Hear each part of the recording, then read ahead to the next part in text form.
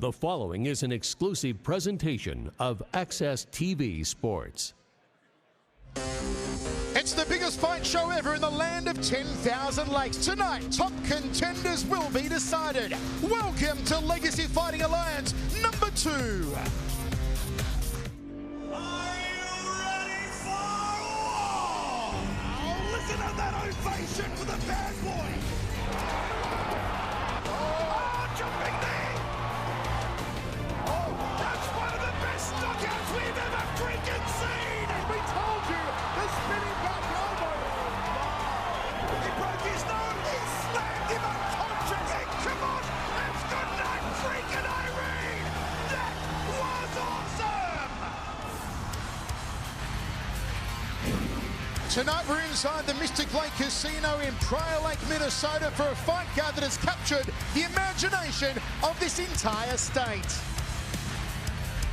G'day everybody, I'm Michael Chavello. Great to be back here in Prior Lake, Minnesota, where I'm joined as always by my verbal sparring partner, UFC Hall of Famer Pat Miletich. Pat, we turn our attention to what should be a cracking main event as Lazar Stojadinovic takes on Mike Richman.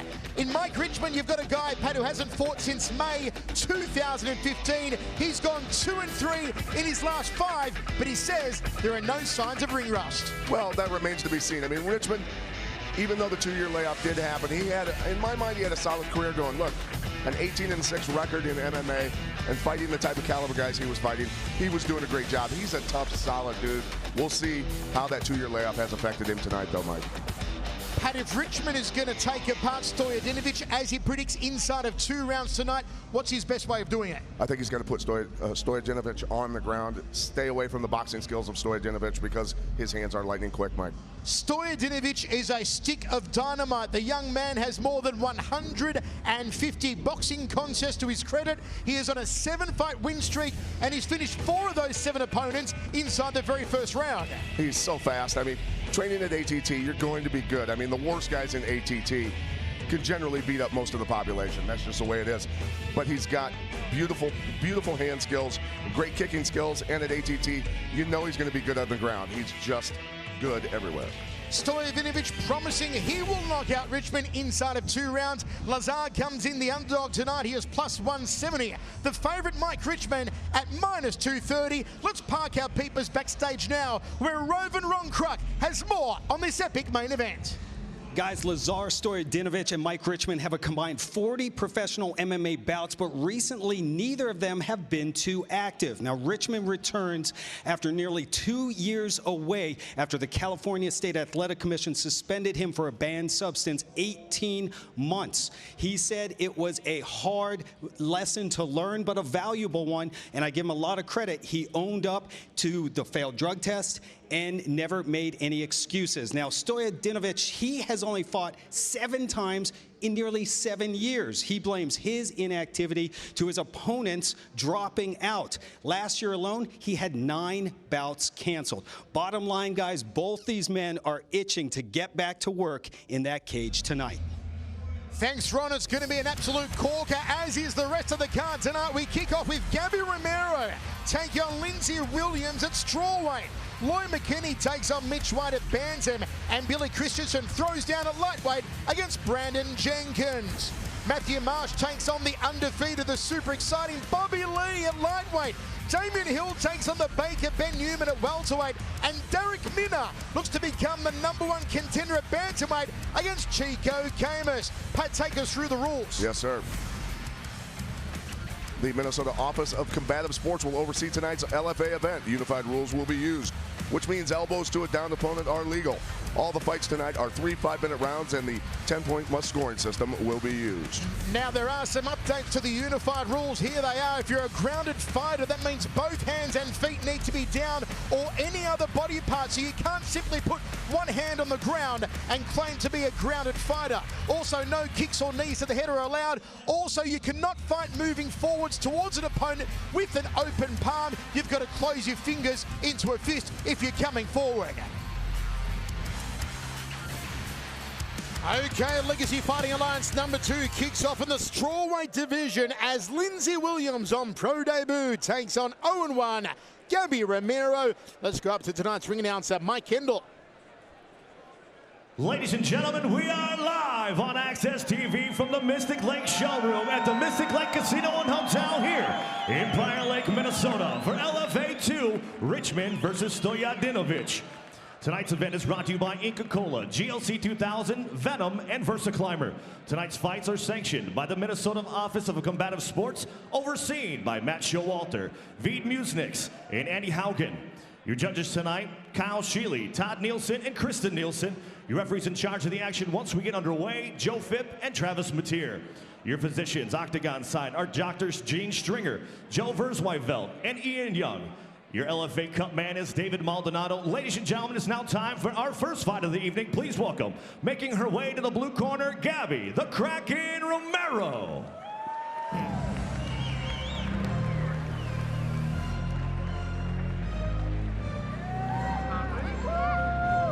'28-year-old Gabby Romero, they call her the Kraken, fighting out of Albuquerque, New Mexico. 5-week camp for Gabby, worked on her cage work, had some injuries though in camp. She actually broke her foot in training a month ago. Knows that Lindsay is aggressive, that she likes to clinch up, that she does predict a submission via armbar. One of the more peculiar ladies we've spoken to, Pat. Well, I'll just say this.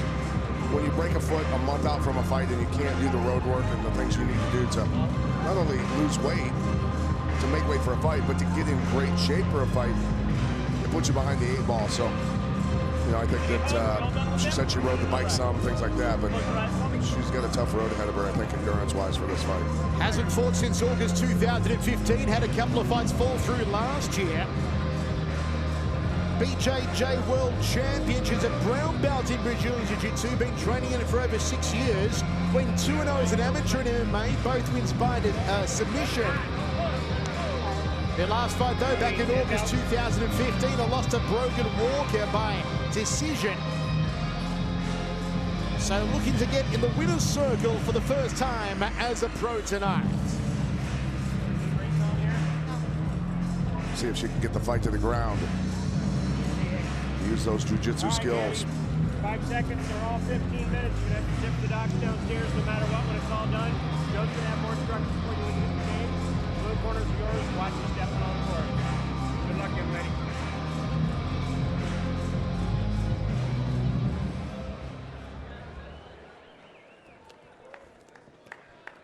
Please welcome her opponent, making her way to the LFA Octagon, fighting out of the red corner, Lindsay Wonder Woman Williams. Younger, 3 inches the taller. Big weight advantage going to Gabby Romero. Came in overweight yesterday. Gives up 3 inches in the arms. Gives up 2.5 in the legs. Let's go to Mike Kendall. Ladies and gentlemen, this contest is scheduled for 3 5-minute rounds in the LFA strawweight division. It is brought to you by GLC 2000, the world's most potent joint formula. No pain, more gain. Introducing first, fighting out of the blue corner. This Brazilian Jiu-Jitsu specialist stands 5'2", weighed in at 121.2 pounds. Holding a professional record 0-1. Training out of Latrell's MMA and Legends MMA. Fighting out of Albuquerque, New Mexico, Gabby, the Kraken Romero. Her opponent across the octagon, fighting out of the red corner, is a striker standing 5'5", weighed in at 116 pounds. Making her professional debut here tonight, training out of the academy. And fighting out of Coon Rapids, Minnesota, Lindsay Wonder Woman Williams. Your referee in charge of the action is Travis Mateer.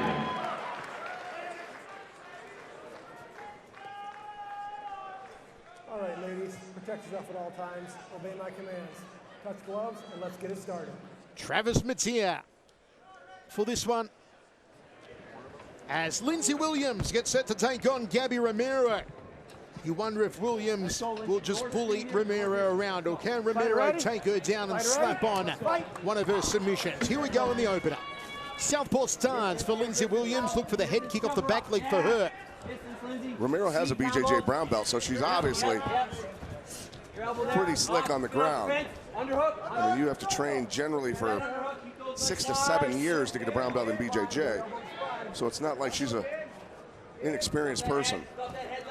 Single leg takedown attempt here from Romero, looking to get Lindsay on her back. This is not good. Better keep that hand control. Our apologies. The referee in cage for this one is in fact Joe Phipp for our opener tonight. Hooking the leg there is Gabby Romero, submission specialist out of Albuquerque. Crowd support obviously behind Minnesota's Lindsey Williams. Up, all the way up. Yes, her hands, get her grip. Nice back elbow between the eyes there from Lindsey. Lindsey needs to break that grip. Romero wants a takedown. Takes the back now of Wonder Woman, rides her.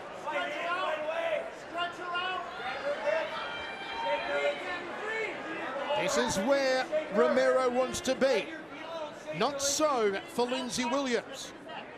You know, I saw Lindsey's last fight on the undercard of a show here, and she fought a really tough girl who was a good grappler and gave her fits for quite a while. Lindsey's conditioning came through, but she needs to get this girl off her back if she wants to survive this fight.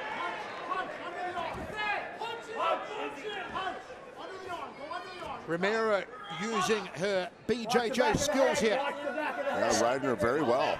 Stand up. Adjust your position. Lindsey, we gotta get our feet under us here. Got to have hand control when she gets up. Romero doing a good job controlling her.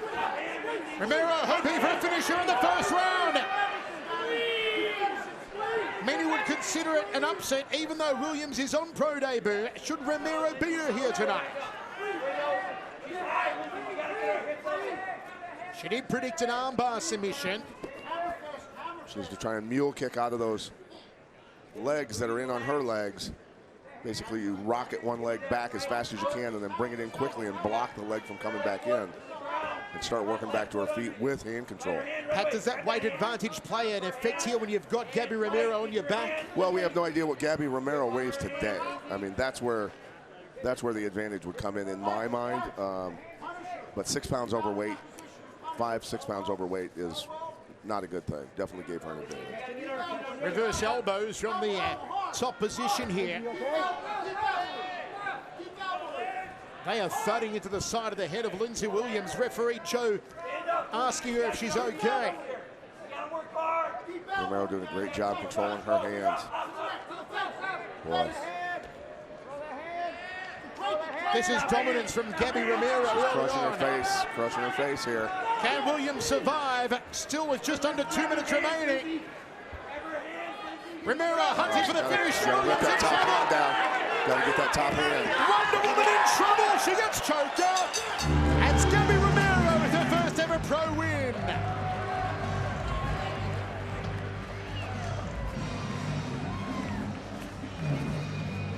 As I said, BJJ brown belt. She's got experience. As soon as it went to ground, it was all Gabby Romero. This very unassuming lady from Albuquerque has some very forceful BJJ skills. Boy, once she took her back, she stayed after her.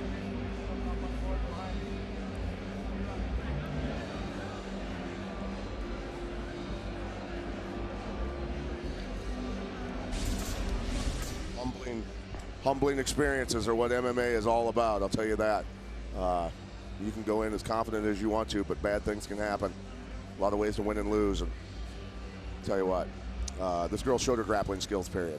And in my mind, Lindsey Williams will come away from this fight and say, that was shocking, I need to work on my ground skills. Okay, let's go to Mike Kendall to make it all official. Ladies and gentlemen, your referee Joe Phipp calls a stop to the action at 3 minutes 15 seconds into the very first round for your winner by tap out. Due to rear naked choke, Gabby the Kraken Romero. Gabby Romero goes 1-1 as a pro. 0-1 for Lindsey Williams, not how she wanted her pro career to start. Okay, folks, coming up next, Bantamweight youngster Mitch White takes on Lloyd McKinney. You're watching Legacy Fighting Alliance #2 on Access TV.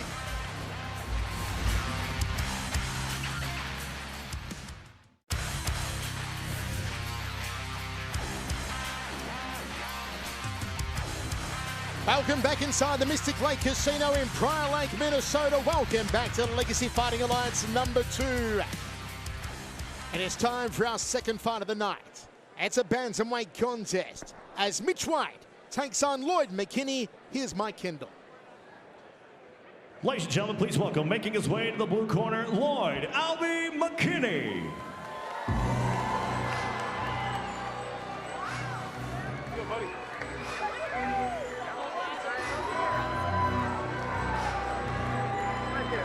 ahead and get things up.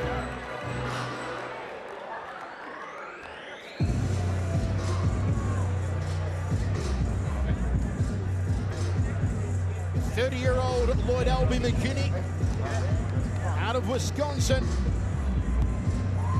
An NCAA Division III All-American wrestler, graduated from the University of Wisconsin. Also played lacrosse in college, studied psychology and sociology. Comes in off back-to-back wins over Eric Kemper and Alex Cooney. An 8-week camp for McKinny. Said he focused on staying out of the left side guillotine, focused on his head movement, his hip movement, tight punches and combos, and to keep his opponent guessing. And we'll see how he mixes things up.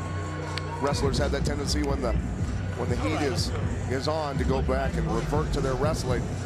We'll see how much he's really truly absorbed the striking into his game.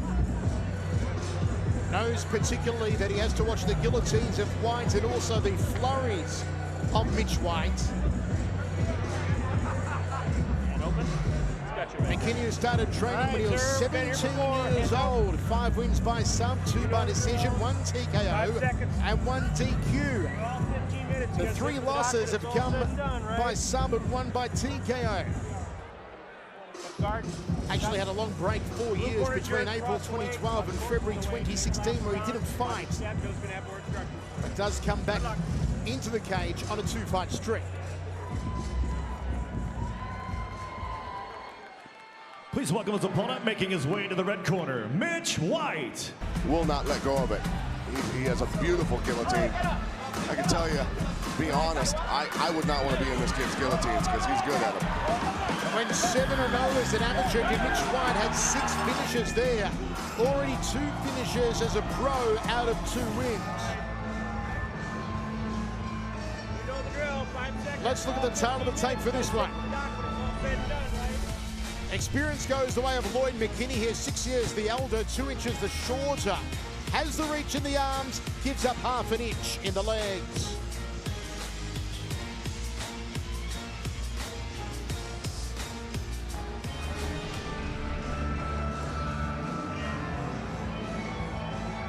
McKinny and Mitch White are set for Bantamweight, 3 5-minute rounds. For our introductions, let's go up to Mike Kendall.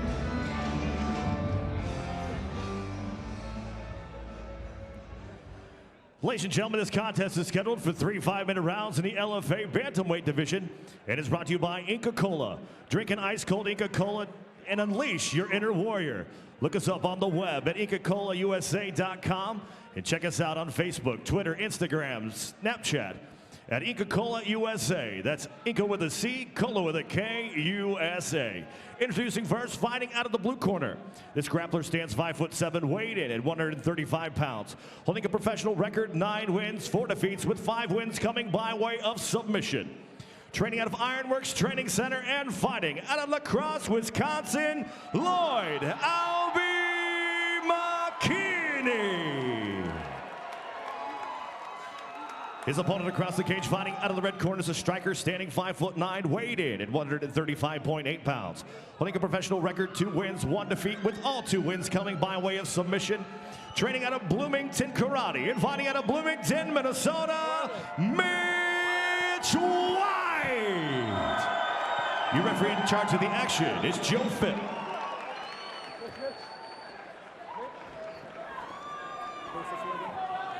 All right, gentlemen, protect yourself at all times. Obey my command. Joe Fitt with the final instructions for this one, and we are set for 3 rounds of bantamweight between Lfa McKinny and Mitch White.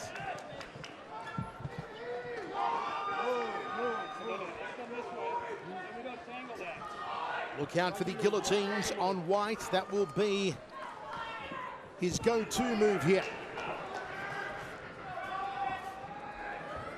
It is White in the all-black, McKinny in the black and green. Southpaw stance on McKinny. Shoots in for a double leg early, and there's the guillotine already. It's tight, he trapped him down in the well. Right away. This This is how Mitch White finishes opponents, and he does it again! Ridiculous. 3 guillotines in a row! Wrestler shot right into it. That's like putting your head in the hangman's noose for him.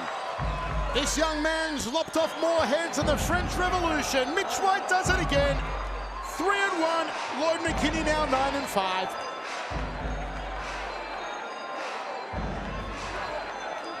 Let's show you the entire fight again. We could do that several times. Yeah, you've got to be careful how you approach it. If a guy's got a great guillotine and you know it, shooting a double leg might not be the brightest way to get him down. Watch it. Here it comes. Boom, it's already getting put on him. Not getting hand control, not getting across the body, arm trapped inside the legs for the initial lockup of it. And when they try to roll out of it, he just rolls to mount or half mount and finishes. Quick night there. Let's go to Mike Kendall to put it into the record books. Ladies and gentlemen, your referee Joe Phipp calls a stop to the fight in just 24 seconds of the very first round for your winner by tap out to the guillotine choke, Mitch White. Mitch White, a hat-trick of wins, and all of them by guillotine. Okay, time to head backstage here at Prior Lake, Minnesota, where Roven Ronnie Clark is going to have a word with Lazar Stojadinovic. Thanks, guys. Lazar Stojadinovic, you are being called one of the top prospects in the sport of MMA right now. So what should fight fans expect when you get in the LFL cage tonight? And they should expect the top prospect. You know, I'm going to go out there and I'm going to prove that I am a top prospect. You train at the famed American Top Team gym in Florida. What has being a part of that team done for your overall fight game? It's changed everything. You know, it's made me a complete fighter, not just a boxer. It's made me complete in every aspect. So it's changed everything for me. Well, tonight you have a chance to instantly make a name for yourself in the sport of MMA with a win over the veteran Mike Richmond. How do you do that? I'm just outwork him and everything. You know, he's gonna be planted there trying to throw a big bomb, and I'm just gonna outwork him in every aspect. Lazar, thank you for the time. Best of luck. Thanks for having me. Okay, Michael and Pat, back to you. Thanks, Ron. Is he the real deal, Lazar Stojadinovic? We're going to find out in our main event. But coming up next, one of the security guards here at the Mystic Lake Casino will get in the cage to throw down. You're watching Legacy Fighting Alliance 2. It's Access TV.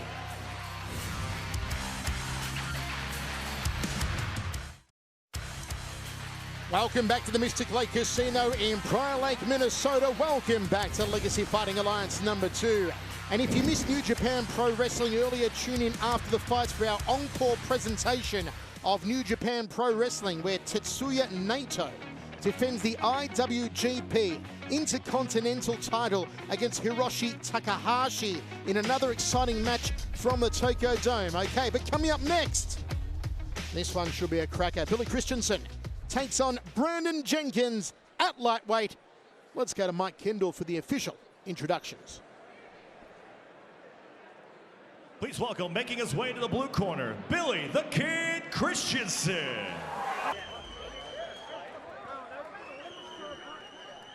Please welcome his opponent, making his way to the red corner, Brandon Jenkins.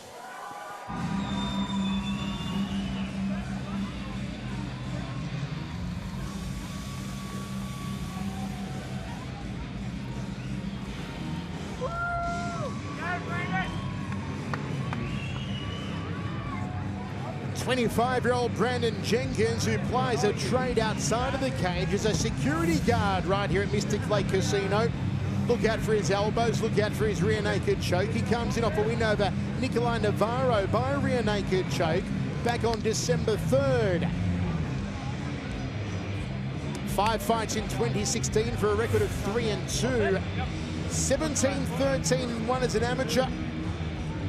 Went straight into camp 2 days after that fight on December 3rd. If you've seen Brandon fight before, you know he attacks from both stances, creates very good angles, very durable fighter. He's never been knocked out. Actually compares himself to Forrest Griffin in that he needs to get hit a lot before he actually wakes up and gets the job done. Yeah, I don't know if that's a great thing for later on in life, but tells me that he's a very tough guy. And, you know, his amateur experience, 17-13, a lot of fights, said he did it just to gain experience for when he turned pro. Tail of the tape for this one, Brandon Jenkins 9-4, Christensen 12-6. Christensen is 1 year the older, gives up the height, gives up the reach in the arms, gives up 2 inches in the legs. Let's go to Mike Kendall. Ladies and gentlemen, this contest is scheduled for 3 5-minute rounds in the LFA lightweight division. It is brought to you by the Mystic Lake Casino and Hotel here in Prior Lake, Minnesota. Introducing first, fighting out of the blue corner. This striker stands 5'9", weighed in at 158.2 pounds. Holding a professional mixed martial arts record, 12 wins, 6 defeats, with 7 wins coming by way of knockout, 5 via submission. Training out of Spartan Martial Arts and fighting out of International Falls, Minnesota, Billy the Kid Christensen. His opponent across the octagon, fighting out of the red corner, is a Muay Thai wrestler, standing 6 foot tall, weighed in at 155.8 pounds, holding a professional record, 9 wins, 4 defeats, with 6 wins coming by way of knockout, 3 by way of submission. Training out of American Top Team Savage and fighting out of Prior Lake, Minnesota, Brandon Jenkins. Your referee in charge of the action is Travis Wittier. Want to say a big cheerio to Joey Jenkins, Brandon's dad in Florida, watching live on Access TV. He once fought in a pit, Tank Abbott. Bare knuckle. Touch him up if you want. Good luck. Brandon says that's where his inspiration comes from. So a big hello to Joey Jenkins as his son gets to do battle against that man, Billy Christensen. Travis Wittier is now our referee. We've had 2 first-round finishes so far. I don't want to put the moz on it, but Brandon Jenkins believes this one will go the distance. Jenkins in the blue. Both guys believe that this is going to be a stand-up war. A lot of head movement early on here from Jenkins, the security guard. Overhand right from Christensen, going for the headache maker. A low kick while he was stepping in. That kick bit pretty hard on his lead leg. Over with the jab is Jenkins. Goes for the inside thigh. Outside thigh. Nice leg kicks here from Jenkins. Good counter right hand, left hook, body, head goes Christensen. Here come the power salvos. Jenkins puts the Muay Thai clinch on him, pulls him in close and closes down the box. That was pretty cool. I mean, Christensen got the first several punches off on Jenkins' face, then recognized that Jenkins was protecting his head well, went down low to the body. Good awareness. Nice uppercut. Outside pressing kick there from Jenkins.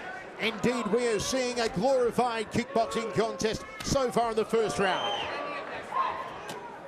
Double forearms guard against the high round kick. Good use of the jab again from Jenkins, switches to southpaw.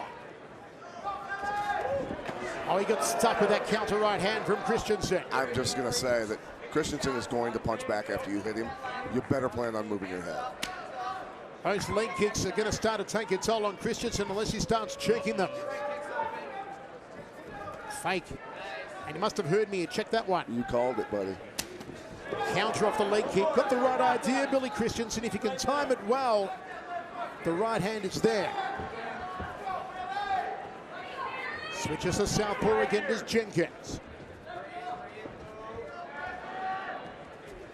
Turning back kick, looks for the midsection. Jenkins pretty talented striker.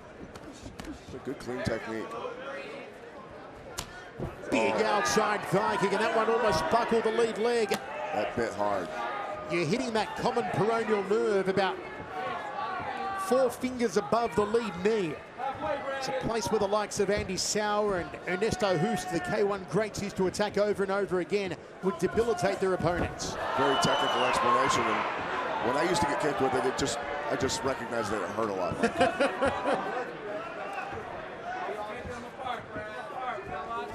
Skipping front kick there from Jenkins.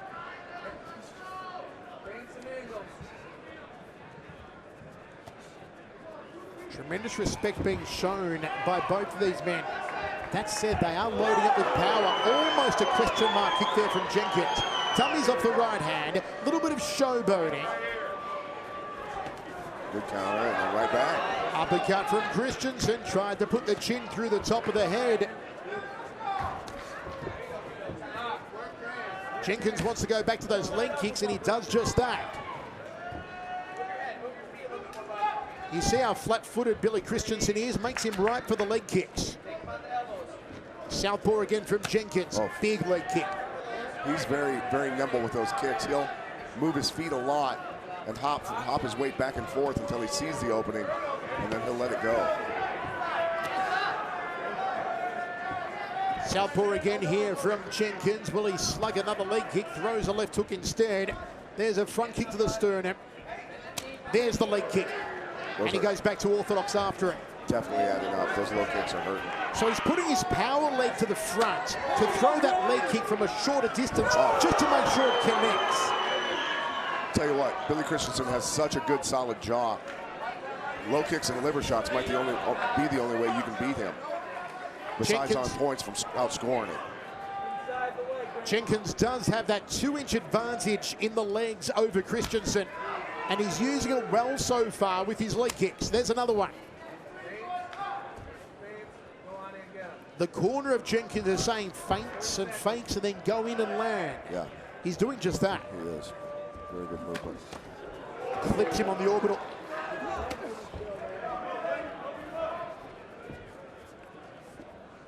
Jenkins having the output. I think Christensen, though, has the edge in power. He does.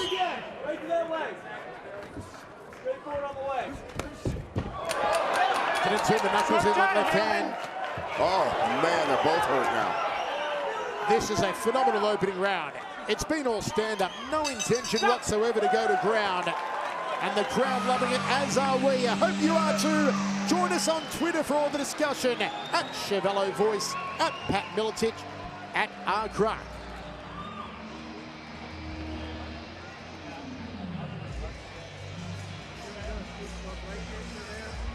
Very entertaining first round out of these two. Jenkins, clean technique, but as I said, Christensen is not going to stand there and let you hit him. He's coming right back. Beautiful flurry. Then he starts looking to go to the body and digging in low. Real rugged fighter. Then here they are, sticking each other with good shots. Jenkins gets clipped with some shots here. A big left at some point caught him. Or this is the replay from earlier. Let's go, let's go.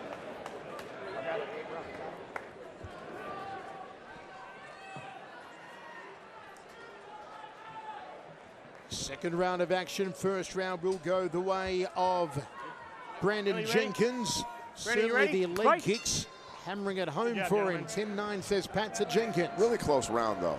Both guys had really, really nice technique and good spots during that round. Faked low, wins high with the roundhouse kick off the back leg. Billy has got to either check those kicks or just step inside of them. Good right hand, left round kick combination there. Inside leg goes Jenkins. Picking at different parts of Christensen's body. Very varied attack. The more you kick an opponent's legs, the harder it gets for them to box. I was just going to say walk. That too. Of course, you can't box when you can't walk, right? A strange sense of mathematics, it all adds up there, Pat. Absolutely. We're all getting to the same destination. Yeah. Are you making fun of me? Yes. Okay. Looking for that outside leg again there, Jenkins. Turning back, it was a ripper! High Muay Thai clinch and knee! Brandon Jenkins gives up on the Thai clinch. He tried to pull the head down for the meet and greet. Christensen's back was to me when he got hit with that. Spun around, I thought he got caught in a tornado for a second. Outside leg kick from Jenkins, landing the ball. Christensen's got to start protecting that lead leg. Oh, elbow, step through, Soktud. Beautiful uppercut. Muay Thai clinch again from Jenkins. Christensen always dangerous with that power. Christensen down. That's good night, Irene. What was it at the end that hurt him? He grabbed his face like his nose got broke. Going. The security guard here at Mystic Lake Casino.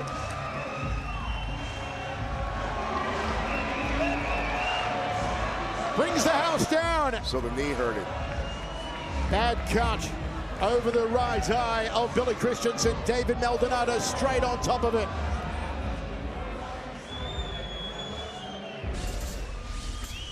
Check this out. Jenkins starts pouring it on. Beautiful uppercut. Kick to the liver. And then here comes one knee. And one more beautifully placed knee. It is the power of perfectly executed Muay Thai in mixed martial arts, Pat. That was Muay Thai 101. I tell you what, technique, in terms of Christensen, he was hitting harder with his hands. But Jenkins was just picking at every part of his body, spreading out his defense, enabling him to land clean techniques. And when you're landing clean and people don't see techniques coming, you don't have to throw them as hard, Mike.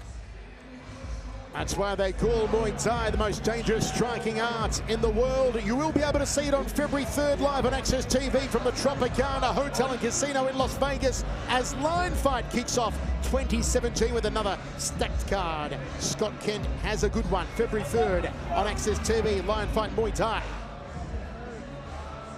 Take a look at the gash over Christensen's eye here. And Jenkins not your average casino security guard, is he? Behave on those slot machines. Okay, it looks like Mike Kendall's about to make this one all official. Ladies and gentlemen, your referee Travis Mateer calls a stop to the fight in 1 minute, 41 seconds into the second round for your winner by TKO, Brendan Jenkins. Brendan Jenkins goes 10-4. Billy Christensen now has a money box on his forehead. And let's park our peepers backstage once again, where Rovin Ronnie Kruk is going to have a word with tonight's main event favourite, Mike Richmond. Thanks, guys. Mike Richmond, you have always been a very active fighter. You returned to the cage tonight after an 18-month layoff. How difficult has it been for you personally being away? You know, at times it's definitely difficult. You know, you definitely have your ups and downs, especially during the beginning of it all. But you know, as it got closer and closer to this date, you see the light at the end of the tunnel, and you know, you get motivated to get back in here and do what you love. And now I'm excited to be back. So. Your opponent, Lazar Stojadinovic, he is being promoted as one of the top prospects in MMA right now. You've faced some great fighters in your time. Where do you feel he ranks with some of those past opponents you faced? You know what? I guess I don't understand. I mean, maybe they know something that I don't, because like his last fighter that he fought was 8-8. The fighter before that was 6-18, and then the fighter he beat before that was 2-6. So I guess I'm not seeing what everyone else is seeing. Like, I fought some of the best guys, but it's his time to show it now. So we're here, we're fighting. He's fighting me. So it's showtime tonight. On paper, this looks like it could be a stand-up war between two heavy hitters. How do you get the victory tonight? I'm going to go out there and look for the finish like I always do. He doesn't hit as hard as me. I know that for a fact. So I'm looking to get that finish in the first or second. Thank you. Michael and Pat, back to you. Thanks, Ron. Mike Richmond comes in the favourite tonight. But, folks, coming up after the break, the man who says he wants to be the face of LFA, Bobby Lee, takes on Matthew Marsh. It's going to be a cracker. Stick around for more action.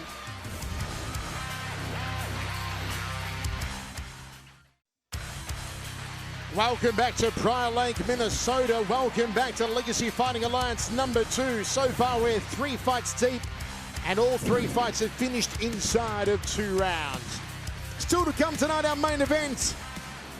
Lazar Stojadinovic takes on Mike Richmond. There's been plenty of talk between the two. Now they walk the walk. Is Stojadinovic the real deal? Or can Mike Richmond make a successful return to the cage after a 2-year absence? But coming up now, it could be fight of the night, as Matthew Marsh takes on the rampaging, undefeated, super explosive Bobby Lee at lightweight. Let's go to Mike Kendall. Ladies and gentlemen, please welcome, making his way to the blue corner, Matthew Driller Killer Marsh.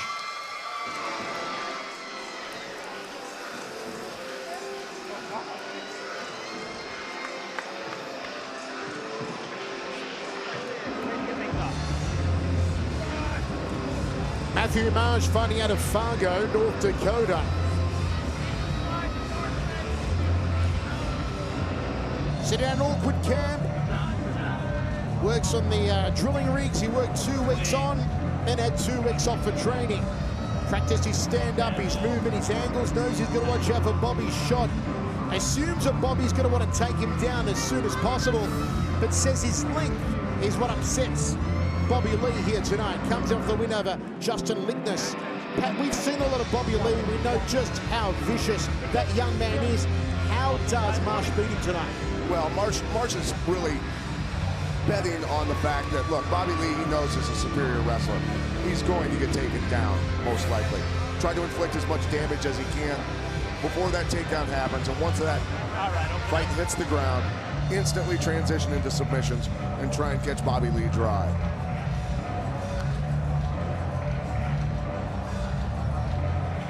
Single father with a daughter and a Harley-Davidson enthusiast, Matthew Marsh. All 4 wins by sub, 2 losses by knockout.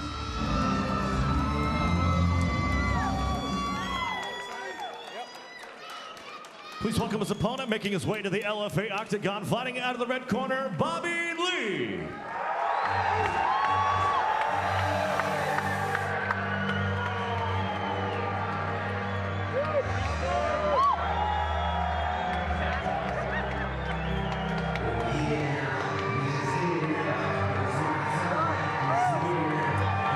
Pat, there are a handful of young men in the sport that you and I are keeping a particularly close eye on.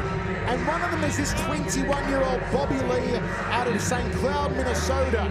3 wins by sub, 1 by decision, 1 by TKO. He personifies excitement, undefeated 5-0, and he says he's not looking to go to Bellator or the UFC. He says he wants to be the face of Legacy Fighting Lions. You know, he's a smart kid, not just a very solid fighter, but he's a smart young man. He knows that he needs to gain the experience in this cage before he moves on to the UFC. See, a lot of guys get brought up to the UFC early. They take the losses, they get spun back out of the organization. Look, when he goes, he wants to be ready to go and compete for the title. I think it's a very smart move.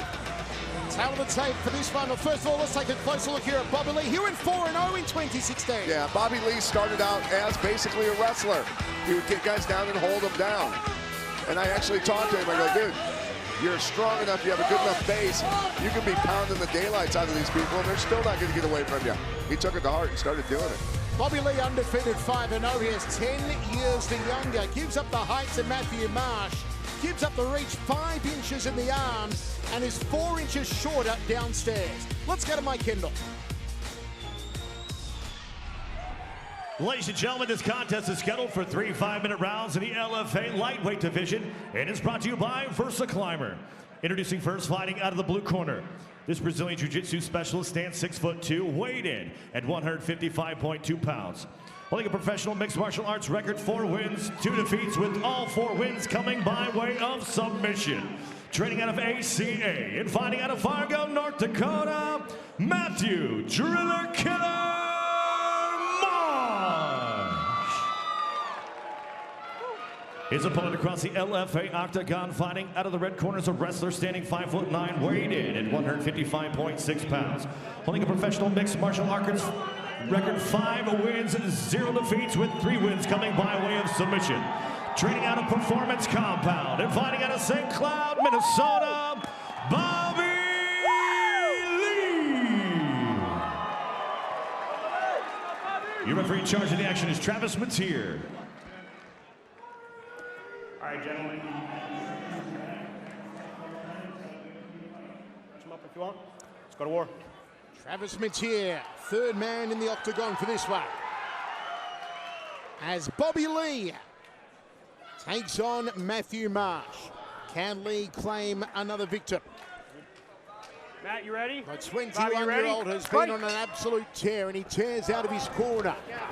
Straight away, hunts with the right hand, overwhelming Marsh early. Here comes Bobby Lee!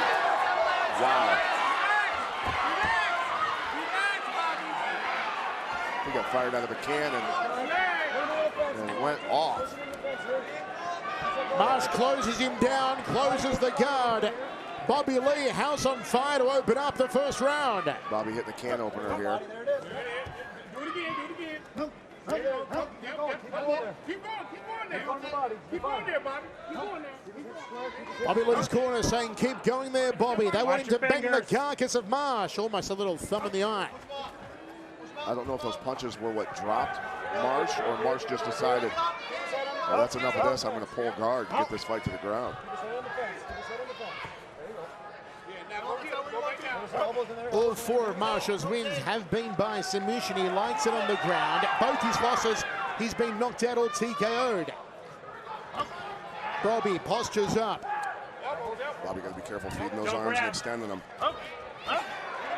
Tremendously strong young man, Bobby Lee. Brock Larson right there in his ear. Marsh walking that leg up high. Hit them ribs, hit them ribs. Yep, right there. Hit him again. Hit him again, hit him again. Close guard here from Marsh. Lee looking to slice, dice, and fillet the face. Good control, great base, as I said. Just going to watch out for those angles that Marsh is attaining.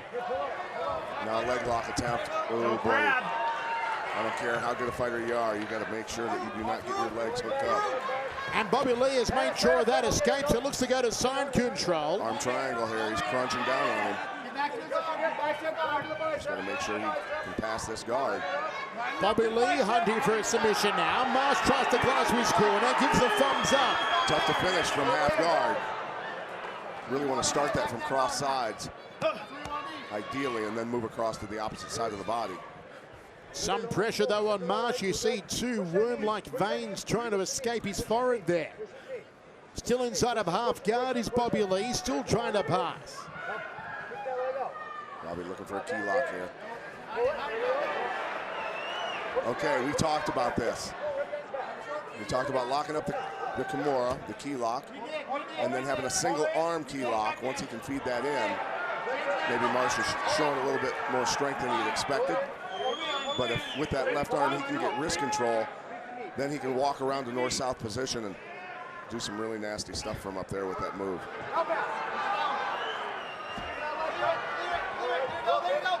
Bobby Lee did say he'd win via one-arm Kimura. That was his prediction. Nice job by Bobby hitting the switch initially and then dumping him. Almost got reversed. Half guard position again. Bobby Lee in control. Corner's calling for him to pass. On the arm again. This repeated attack on that arm will wear the arm out. Now he traps the head so that Marsh can't move his body to adjust for his limb that's being attacked. Truly isolates the limb. He's got it. 6-0, Bobby Lee. Absolutely unstoppable. The 21-year-old does it again. And that's why he says he wants to be the face of a Legacy Fighting Alliance. Fun to watch. Fun to watch. A lot of personality. Always explosive. Young man going places.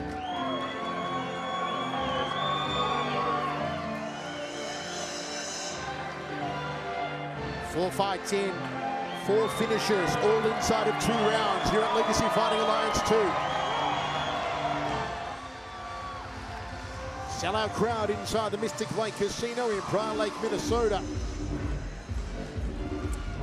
Here's how it finished.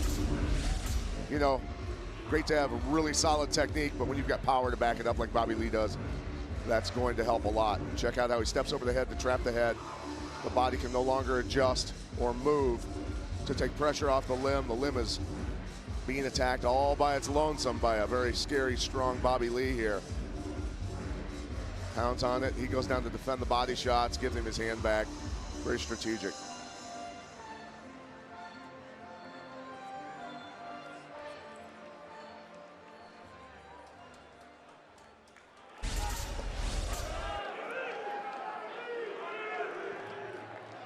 Ladies and gentlemen, your referee Travis Mateer calls a stop to the fight.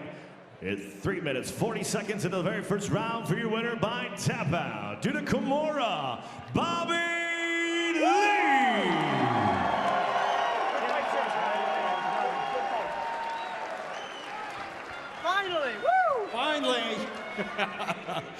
Bobby Lee, you came out like a hurricane. You got it done again. You went over and said something to our Hall of Famer, Pat Miletich, after the fight. What did you say? I said, give me the interview. Give me this right now. I want to let everyone know I'm here to I'm here to fight. I'm here to win. I'm out of breath. I love this. This is what I do. My opponent said, this is a hobby to him. This is not a hobby to me. It's my life. I'm here to do this for a living. LFA is to develop prospects. I want to be a prospect. I want to fight for the LFA title this year. Let's do it. Let's do it. Remains undefeated. Now let's look at some of your handiwork. Let's check out the end of this fight. Talk us through it, Bobby. The Kimura is my favorite move. That's Brock Larson's move. I owe everything to Coach Brock. This is the Kimura. I step over the head. That's kind of risky there. He could have peeked out, but I had that grip and I wasn't letting go. You called this. You said you would end this fight by Kimura, right? No, I said I wanted to finish with a one-arm Kimura. I was trying. He was defending very well. I have to give it up to him. He was defending it. He knew my game was the Kimura. He defended it well the first time. I went back to it because I'm here to win. Bobby, there's no secret. The LFA is the quickest way to get to the UFC, but you were talking to us yesterday. You want to stay in this promotion, don't you? I need a little more time to develop. I understand I'm 21, I'm young. I need some time to grow, but let's do it in LFA. Let me get a shot at that title. Let's do it. All right, I got to get the veteran in over here, UFC veteran Brock Larson. You gave him some credit too. Coach, give us some details on just how good this kid is. Well, you know, the sky's the limit. He works harder than anybody. You know, we've been working on Kimuras for, you know, a while now, so it's always bittersweet to see him come in and win with Kimura. Makes me proud, like old Papa. So it's a lot better being on that side of the cage. He gets to get punched in the face, and I still get a little bit of the glory. So it's awesome. Looks like you're having a good time, guys. Congratulations on this victory. Michael and Pat, back to you. Thanks, Ron. Bobby Lee does it again. Folks, coming up next, Ben the Baker Newman squares off against Damion Hill in a match that both men want to finish quick. Don't go away, Access TV Fights will be right back.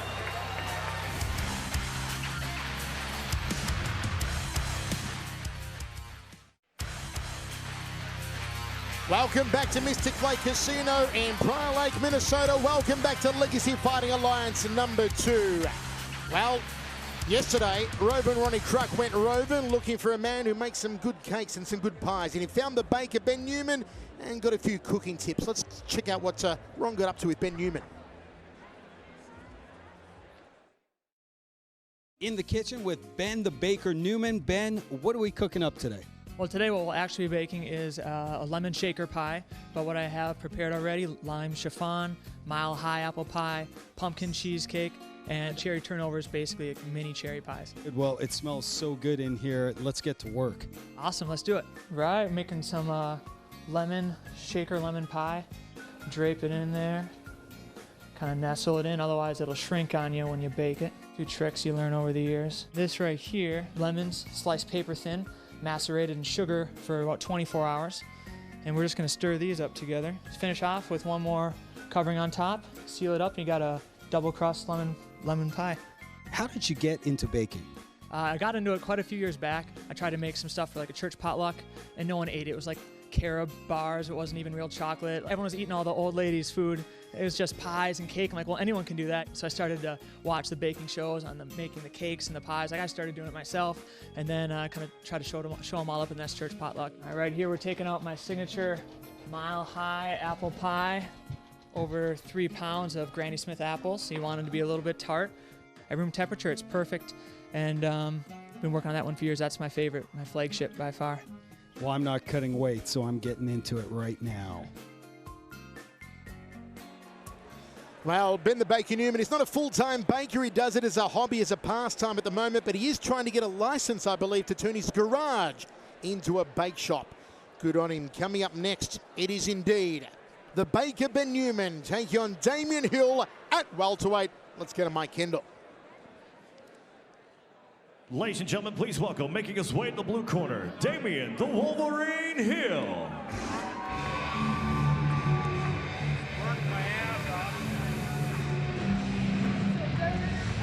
Let's do it.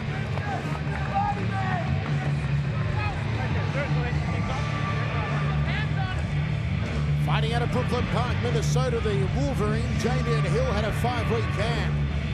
Said he worked at his speed, worked at his power. Got to watch out for the Baker's ground game. Really what we're going to see here is a wrestler versus a jiu-jitsu exponent.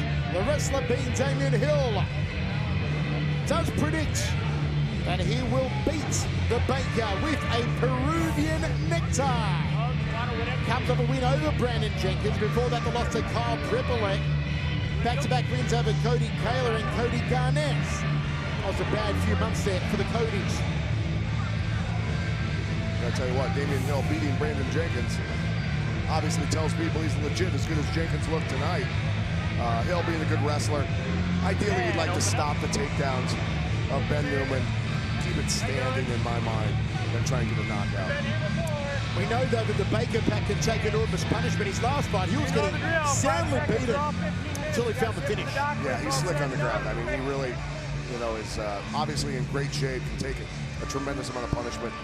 Very flexible, creative, cerebral fighter who finally did get that submission, as you mentioned.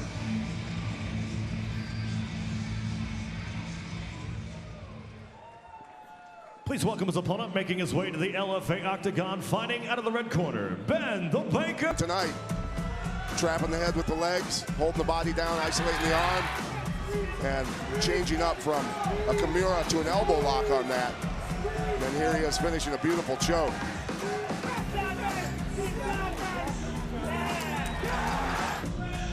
Really slick grappler. Tell of the tape brought to you by WarriorsandGangsters.com. Both men similar experience. Newman is 6 years the older, has the height over Hill, has big reach in the arms, also in the legs. Let's go to Mike Kendall.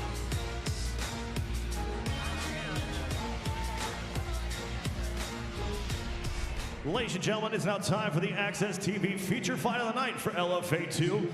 This fight is scheduled for 3 5-minute rounds in the LFA welterweight division, and it's brought to you by Venom, the official glove of the LFA. Introducing first, fighting out of the blue corner. This wrestler boxer stands 5'9", weighed in at 168.4 pounds, holding a professional mixed martial arts record, 12 wins, 5 defeats, with 6 wins coming by way of knockout, 2 via submission. Training out of Valhalla Combat Sports and fighting out of Brooklyn Park, Minnesota, Damion the Wolverine Hill. His opponent across the LFA octagon, fighting out of the red corner, is a grappler standing 6'1", weighed in at 170.6 pounds, holding a professional record, 11 wins, 4 defeats, with 10 wins coming by way of submission. Training out of Warriors Cove and fighting out of White Bear Lake, Minnesota, Ben the Baker Newman. We begin. Your referee in charge of the action is Joe Phipp.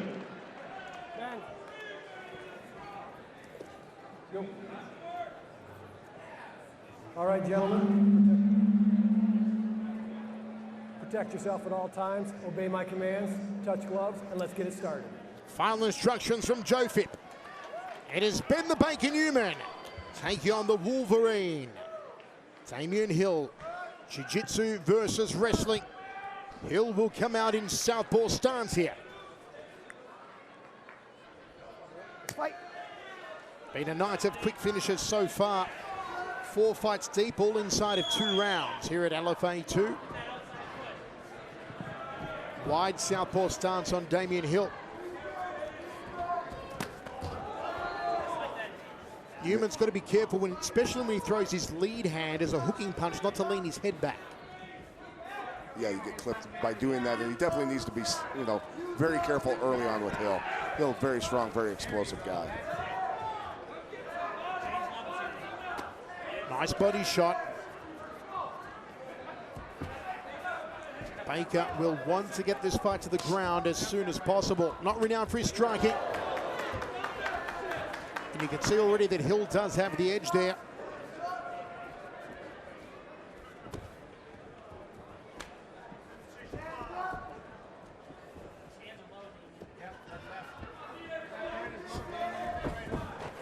Nice job punching his way in. Taking the wrestler down. That was a convincing takedown, my friend. Wrestlers don't want to be on their back. That's where Hill is at the moment. Side control here for the Baker, where he wants to be. What can he work on now? You know, this is a technique just to hold somebody still. He's not going to progress from there. You can see his legs are locked up in the air. He's not doing anything with his legs besides creating leverage. I like that. The Baker looks to take the back of Hill. Hill got his arm trapped inside of there. Trying to use that to get out and hit a switch. Nice job trapping the arm. Look at Newman trapping the arm there. Coming back around, walking the legs up.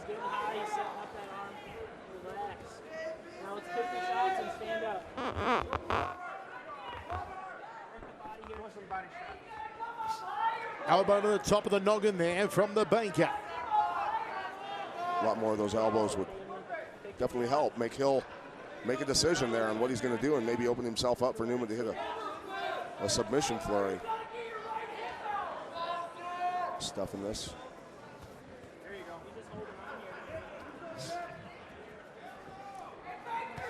Certainly the side of the head is open for the elbows off the right arm here. Newman great at creating an angle here.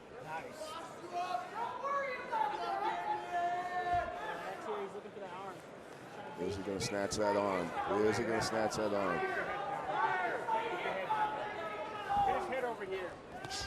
Last 2 wins for Newman have come in the second round.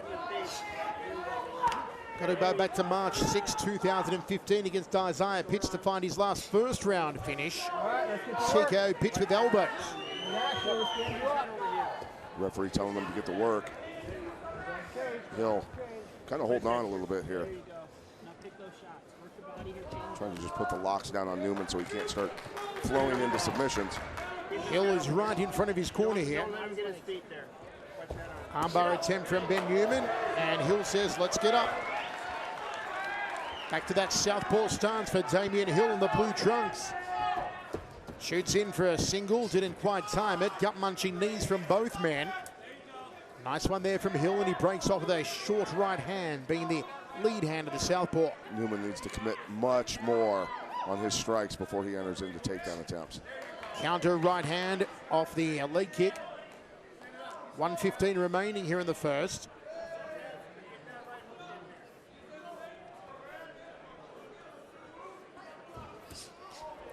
Uh-oh. Hill got across the body nicely. Guillotine rendered useless. Nice job by Newman getting his hips up. Wow. Positioning here for the Baker. Ooh, knees to the face, to the orbital. Those are gonna hurt.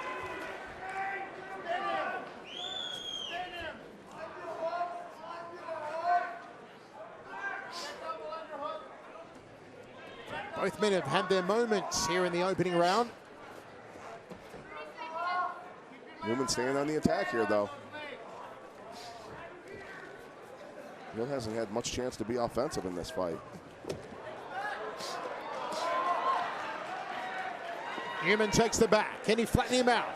Just keep punching here with this many seconds left, or slide off for an armbar.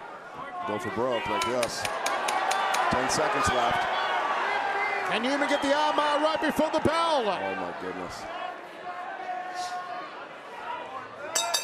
Won't get the armbar, but he will get the round at 10-9, and no doubt for the Baker. Join us on Twitter. Let us know your thoughts. At Chevello Voice, at Pat Militich, at R-Crack.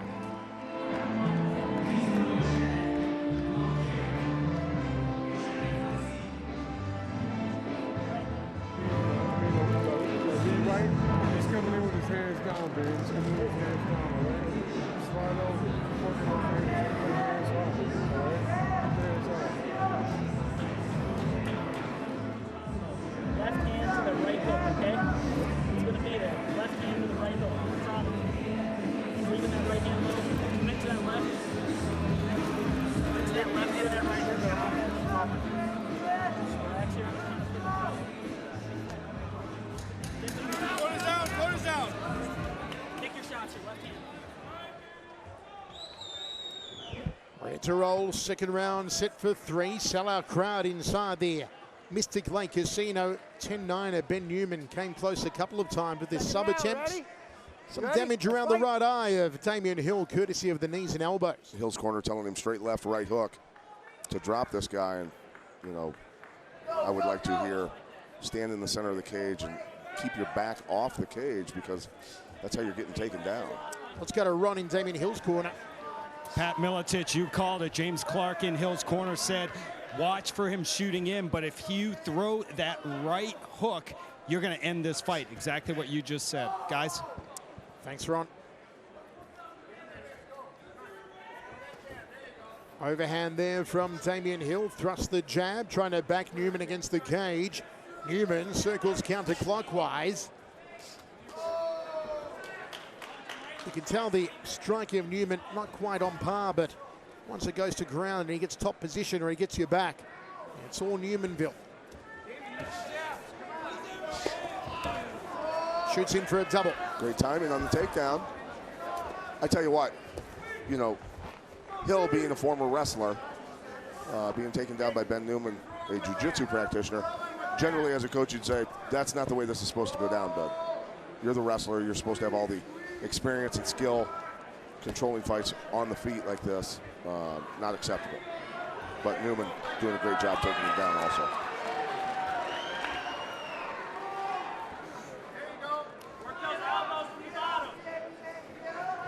Inside the closed guard of Damion Hill. Hoping for a stand-up here. Hill looking to close down Baker completely. Referee Joe Phipp right on top of it. Let's see Newman posture up and start landing some punches and some elbows here. Referee's going to stand him up pretty quick if he does it. Nice job passing. Oh, nice. There's the Monopoly man in the background.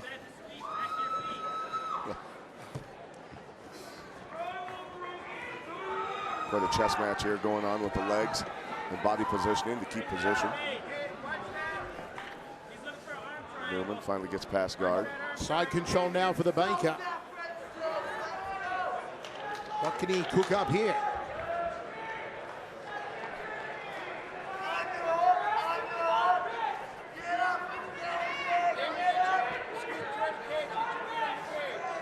Where does Damion Hill go from here, Pat?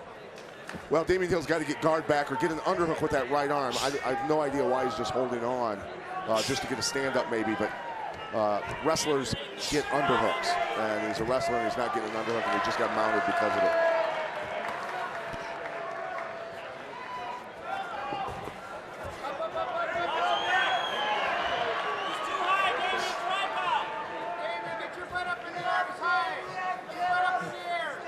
Hill's corner saying he's too high, which Newman was getting too high, and Newman kind of started paying attention to that, posted his hands and scooted back. When your opponent's corner helps you.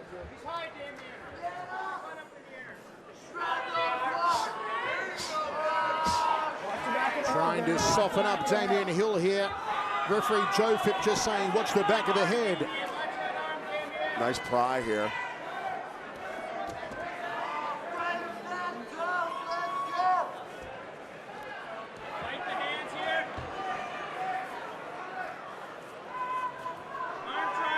Got that arm triangle, getting ready to lock it up. He's passing it up almost. I don't know. Yep. He measured him with that one. Ben getting a little bit of a hurry there, almost falling off. Domination here from Ben Newman. Yeah.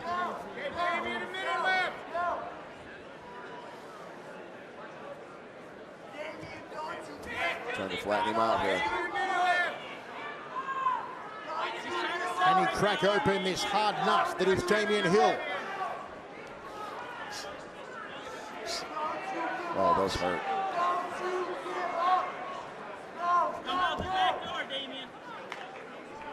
Hill's not even trying to get up. Oh, good well-placed punch underneath the arm there. Hill not trying to mule kick out, not trying to rip a foot out with his hand. 30 seconds here. Ben putting it on him. 20 seconds, Damion. Ooh, really lined that one up to the side of Hill's head. Scoops under the armpit with that one. Am I correct in saying Ben Newman looks a lot meaner than he did in his last fight? Very mean, a nasty version of Ben Newman. Coming from a guy whose goal was to win a cooking competition at a church. He says the secret is putting vodka in the crust. You just gave out his secret. How did you go and do that? Bloody good tasting pie, I'll tell you that. Had a bit yesterday of the peach pie. Lovely stuff. Another round in the books there to Ben the Baker Newman, no doubt. Check this out. Watch this guard pass. Watch. Throws his hips in, trying to pass, going to his left. Didn't work. Knifes the knee through. Hill defends. Tries stepping over the leg, blocking. Both guys really jockeying for position here. So now he's pinching his right knee in, trying to block that leg, then pushing on it with his arm also. And eventually, he attains that cross-side position. A lot was going on. He had to fight for that position. He did it well. Good technique. And Ben Newman, we talked about him getting a little meaner. He passed up a submission to drop an elbow. Nazi Ben Newman. We are ready for the next round. 2-zip in favor of the Baker. Right.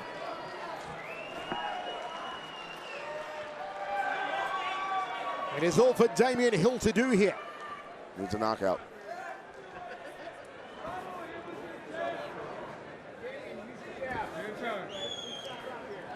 Okay, let's get a rope and Ron in Newman's corner. Yeah, I was talking to David Armbeck in Newman's corner. He said, listen, your opponent, Hill, is tired at this point. He is wide open for the leg kicks and the body shots. If he starts landing the body shots, he feels this fight is over. Thanks, Ron.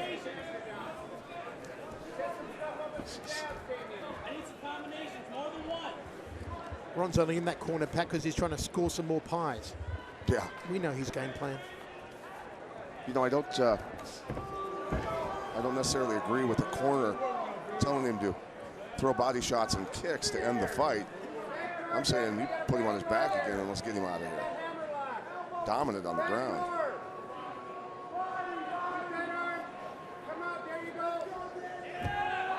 Nice sprawl, stopping the takedown here.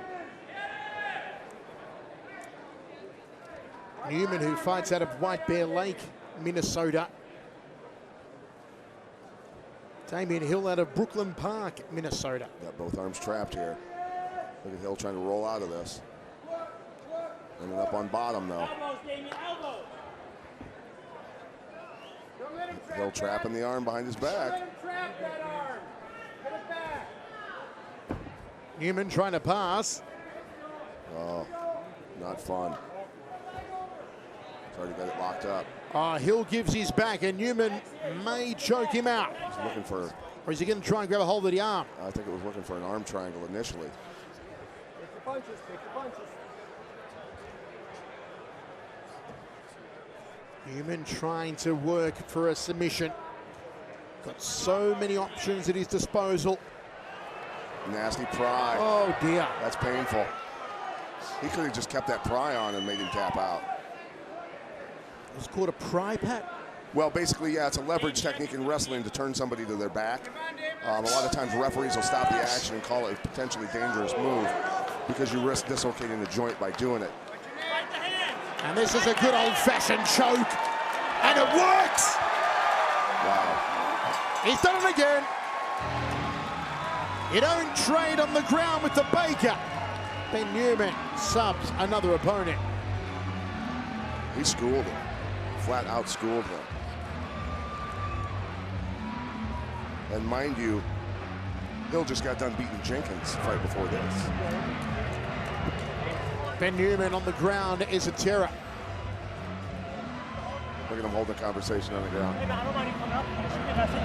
Yeah. So I want to gym so we can get tonight. The evening, we're shooting out. Yeah, for sure. I'd love to, man. Thank you. I appreciate it. Very fun. Thank you for the opportunity. Class act, man. Thank you. Newman just all over him on the ground. I mean, looking for submissions everywhere. Opens him up, hits him with a couple knees, some punches. Look at him going for the choke here, slides it in right away. Locks up the legs, tight. Really fun to watch him.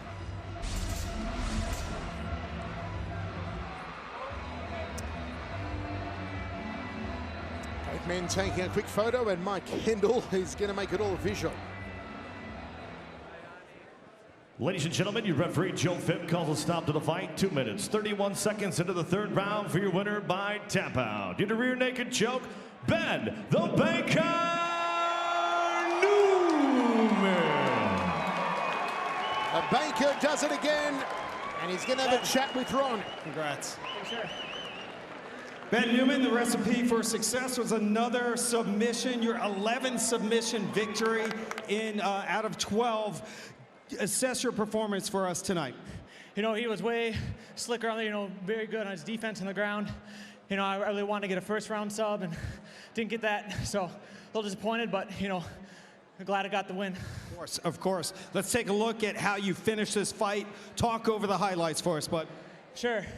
Yeah, he was real good at staying tight the whole time. So I had to be kind of sneaky. I think he throw a knee here, try and open him up. And he got that elbow to the back of my head, I think. But get the hooks in eventually.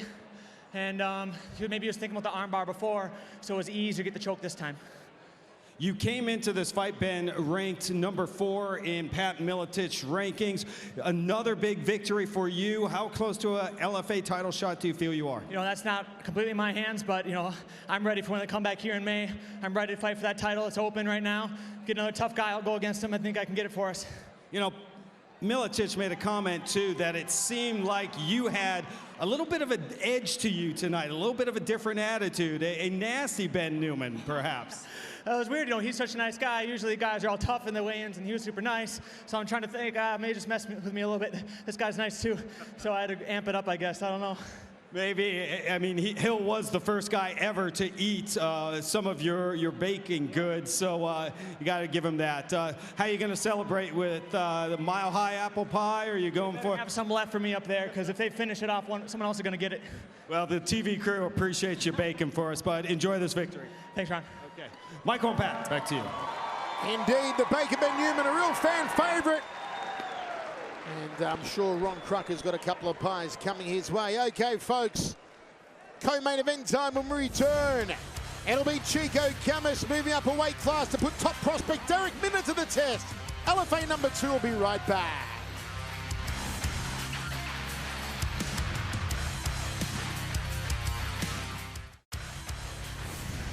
Welcome back to Legacy Fighting Alliance number 2 inside the Mystic Lake Casino in Prior Lake, Minnesota, where we are sold out. It's been another fantastic night of action. Michael Chavello, Pat Miletich with you. 5 fights deep so far, Pat. 5 finishes here at LFA number 2. And coming up next is our co-main event. This one should be an absolute cracker as Darrick Lewis takes on Chico Camus. Now, in your Pat's prospects, your top 5 bantamweights, let's take a look at them now on screen and see who features in Pat's prospects. Talk us through this, because we see Darrick Lewis at number 5. Well, I justify Darrick Lewis moving in. Look, he's a solid wrestler, heavy hands, and he's got a ton of experience. You know, he's got 22 professional fights, a great record. He definitely moves into that spot with Steven Peterson losing last week. Now, Chico Camus does come in, however, as the favorite here tonight. He brings in a record of 16-7, the former UFC fighter. If you're in Chico's corner tonight, Pat, and you're playing Supercoach, what are you telling Chico to do to defeat Darrick Lewis? You know, he's got to stay off the cage. Darrick Lewis is very good at pinning people against the cage, taking them down. He's got very heavy hands on the ground, and he wears people out on the ground, and he's got great submissions. Chico has got to move. He's got to use a lot of feints and fakes, make Darrick Lewis take bad shots, get tired trying to take him down, and Chico then needs to eventually find that KO. Now, I know that Lewis comes in the underdog around minus 280 or so, but around these parts over the last few days, I've got to say there's been a lot of steam behind Darrick Lewis. A lot of people believe Lewis should actually be the favorite, or Lewis is going to cause an upset tonight. If he does do that, how does he do it? Well, he's got to just stay aggressive, to be honest with you. Try and wear, you know, Chico Camus trains with Duke Rufus. We know he's got great striking.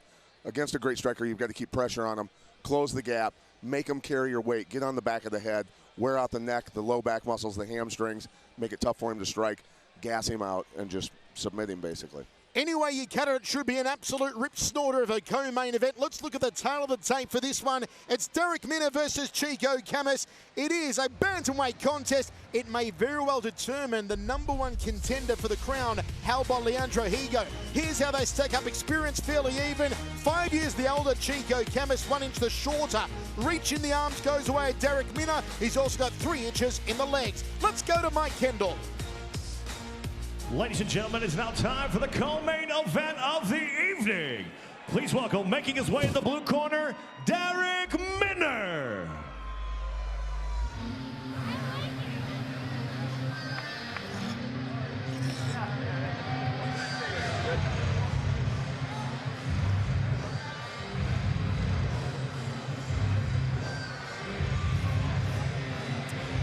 Derrick Lewis, a 26-year-old out of Nebraska City, Nebraska, had a 5-week card.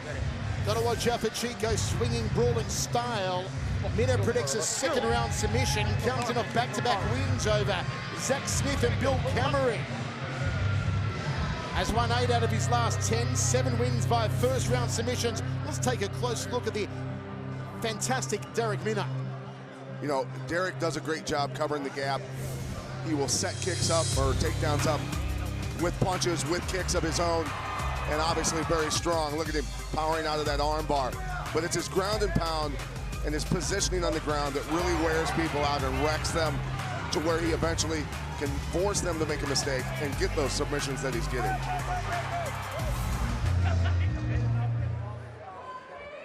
Please welcome his opponent, making his way to the red corner, Chico, K.O.M. Camus.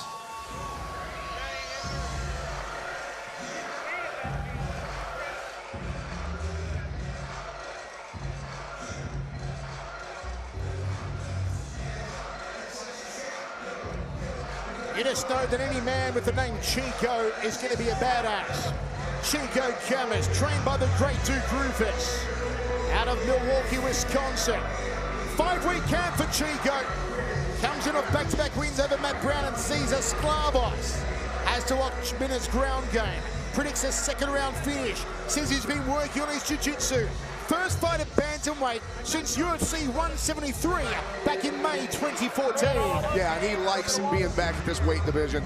Got tired of sucking the weight, man. It can be miserable to do that, and it says he feels a heck of a lot better now. Chico, yes, he's got good ground, but I tell you what, his striking, I've known him for a lot of years, has always been good. Very technical striker and has a rock-solid chin. Does not get hurt unless you hit him with a baseball bat several times. UFC vet went 3-4, won no contest, was released in 2015. Let's look at the talent of the tape once again for this co-main event. It should be a cracker. 5 years the older is Chico, he's 1 inch the shorter. Gives up the reach in the arms, gives up the reach 3 inches in the legs.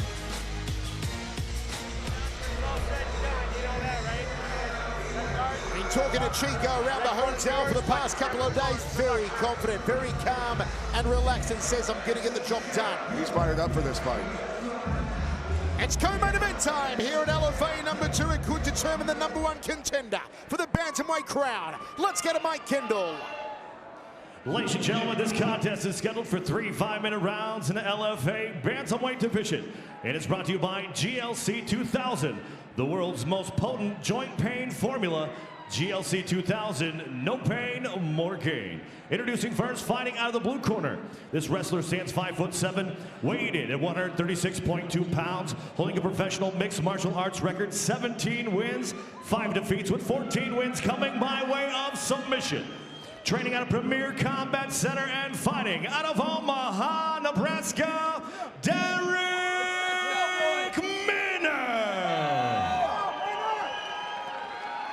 His opponent across the LFA octagon, fighting out of the red corner, is a freestyle fighter standing 5'6", weighed in at 134.8 pounds, holding a professional mixed martial arts record, 16 wins, 7 defeats, with 4 wins coming by way of knockout, 3 by way of submission. Training out of Rufus Sport and fighting out of Milwaukee, Wisconsin, Chico, K.O.M. Camus. When we begin, your referee in charge of the action, Joe Phil. Protect yourself at all times. Obey my commands. Touch gloves, and let's get this started. Stare down between Chico, Camus, and Derrick Lewis. Joe Phipps, our referee for this one. Set for 3 rounds at Bantamweight, our co-main event of Legacy Fighting Alliance 2. Big hello to CM Punk, Phil Brooks, watching live on Access TV, cheering on his teammate, Chico Camus. Hello, Phil. Go. How long will this one last? We've had all finishes so far tonight at LFA 2, all inside of Well, last one was a third-round choke. It's been a real legacy feel here tonight with all these finishes. They're going to be very, very careful standing up with Chico and doing this kickboxing routine. Chico unload on him. Great defense by Chico. Chico out of southpaw stance, has that left hand cocked and ready, fires it down the center corridor. Nice outside leg kick from Mma. Mma shoots in on a single. That's the timing Mma has. When somebody throws a kick, he is on their leg instantly. Chico trying his hardest to stay on his feet. Mma's got him down now. Chico's got his arm trapped inside of Mma's legs. Got to get that arm out of there so he can get wrist control. That is not a good place to be. See Chico trying to grab that head, pull him off the top. Mma closed at plus 365. Chico the favorite at minus 555. Chico got to protect this neck. Nice job by Chico, definitely. Now he's battling for a takedown. Hunting for the double leg, gets a takedown as Chico pops his head out of a precarious situation. Hey, he just took down a good wrestler. That was nice. Apparently Ben Askren's been working with him over there. And I have to be honest, if I was training at Duke Rufus's, I would want to roll with Askren every day. That guy is a freak on the ground. You just want to train there for the free T-shirts. My word, he's got the best gym T-shirts of any gym, Duke Rufus. He does. And, well, you know, maybe I shouldn't train there. Get the hell beat out of him. Close guard here from Derrick Lewis on his back.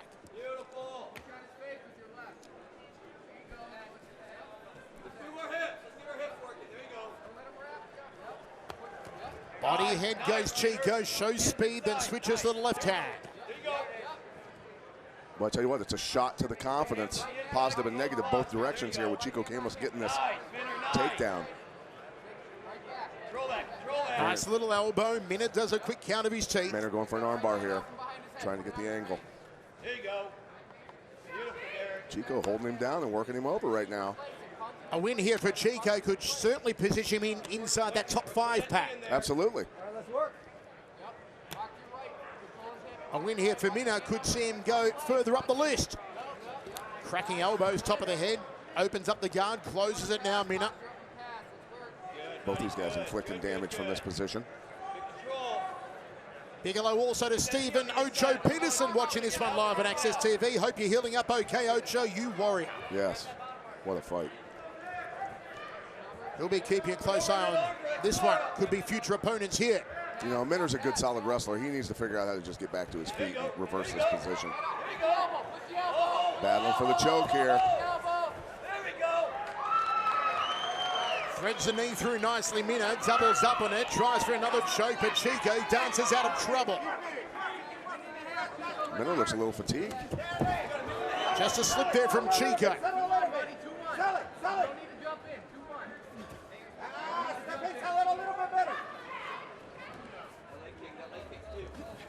Oh, boy.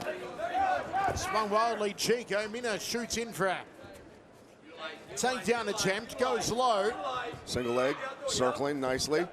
Got that foot on the opposite leg. Chico defending here. There you go, there you go. There you go. Chico looking good in the wrestling department, man. Pressure on him against the cage. Pressure him against the cage.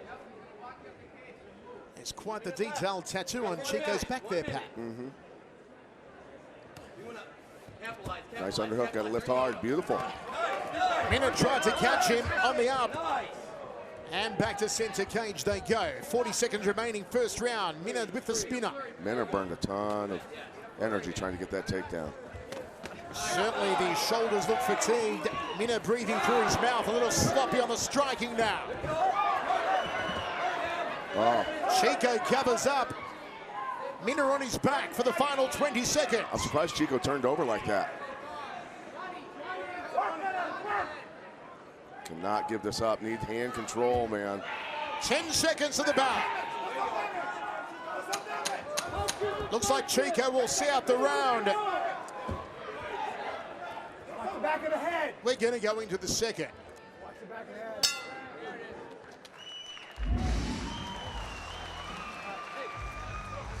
Great round by Chico Camus. Like I said, been working on his wrestling. Nice. Out wrestling the wrestler. Buddy, all right. Warning for heel kick in the back of the kidney. Not allowed to do that. Dropping the blood, man. All right. The 2-1's there. You don't need to jump in and do it. All right. It's there. All right. Catching you with the circular stuff. You're shortening up. All right. Don't shorten up. All right. Don't jumping in. All right. Nice. You just gotta keep touching it, dude. It's not getting fucking wrong. Forget your power. Okay. Focus on that speed. Don't worry about some big bumps. Okay. Now, you wanna sell that hook, but all right, my foot, get there. You'll be there. Those wild blue eyes of Derrick Lewis. And you've got Mma trailing after the first round, Pat. Camus, I think, in my mind, dominated that round for the most part. Out-wrestled him. Second round. You Outstruck ready? him. Well, let us know your thoughts on Twitter. What was your scorecard in the first? At Chevello Voice, at Pat Miletich, at R. Kruk. Let's go to R. Kruk in Camus's corner. The advice from his corner guys was they told him, stop putting your hands around his head, put your hands in his face and start hitting. They also want him to throw more flurries. Michael. Thanks, Ron. Controlling center octagon. Mma got a little sloppy with that uppercut, almost left himself exposed. I'm telling you, he's tired. Chico looks fresh as a daisy. Oh, beautiful thrusting left hand there from Chico. Oh. Right hand finds the target. Oh, desperation takedown. He knew he was in trouble. Wrestler reverts back to the bread and butter and gets the takedown.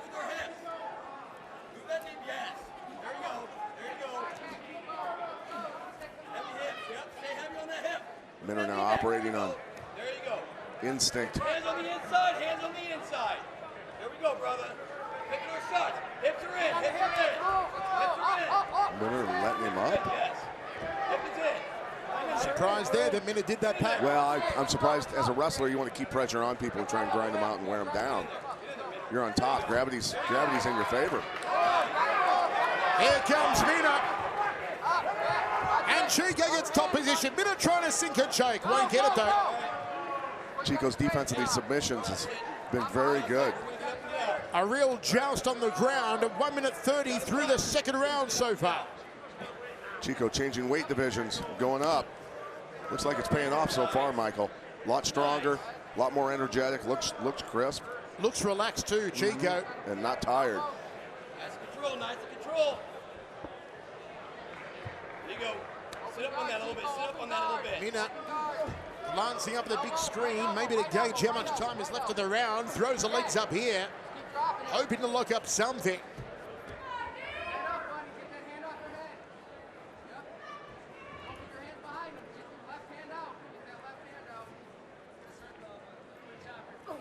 Nice little elbow. Good short shots in there. Experience from Chico.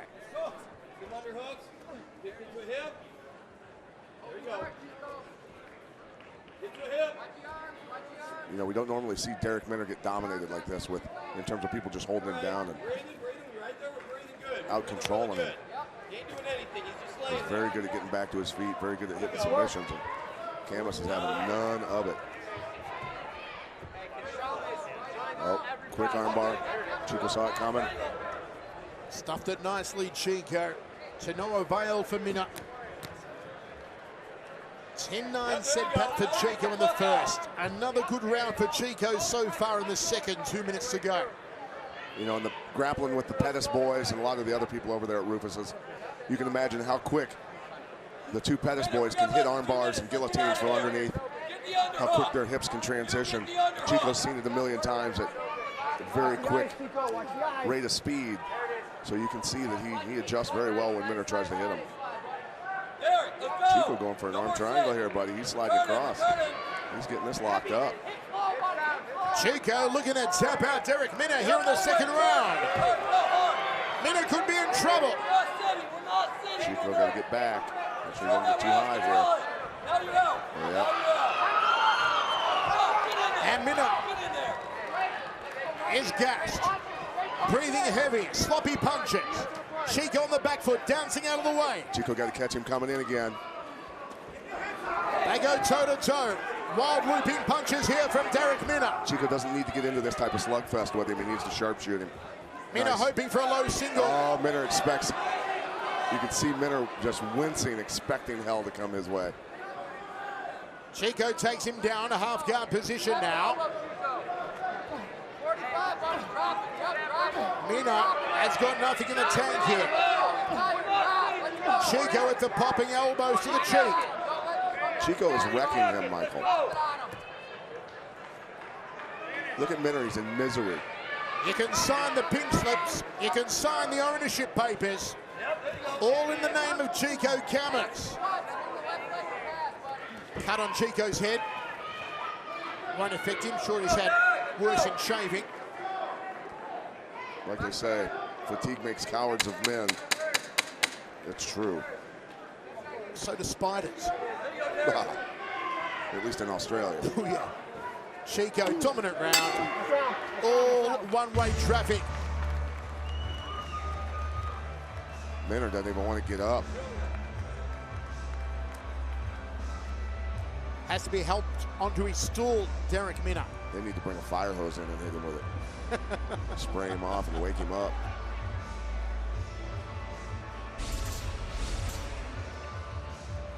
Quick. That was a jab. Minna ran into it headlong. He got dropped. Anytime you're moving in fast, you add power to your opponent's technique. And Minna landing a wild right hand there and then running in. He got a little bit of overconfidence and saw Chico stumble a little bit, went sprinting in. I think you got round 2, all right? Round 1, I don't know, all right? We need this. We need this round, we need to finish. You hear the corner there saying, I think you got round 2, round 1, I don't know. You know, that's being honest. It was a fairly close round. I thought Chico won it, but frankly, that's good cornering. Duke's not surrounded by dummies. Third and final. How much has Derrick Lewis got left? Third round, you ready? You ready? Let's go.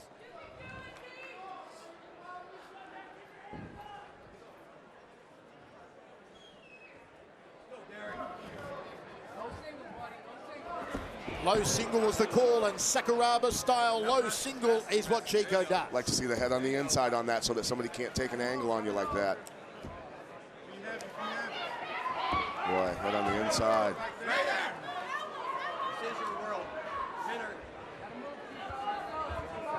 Chico got to protect the neck here. There's Minna going for that guillotine.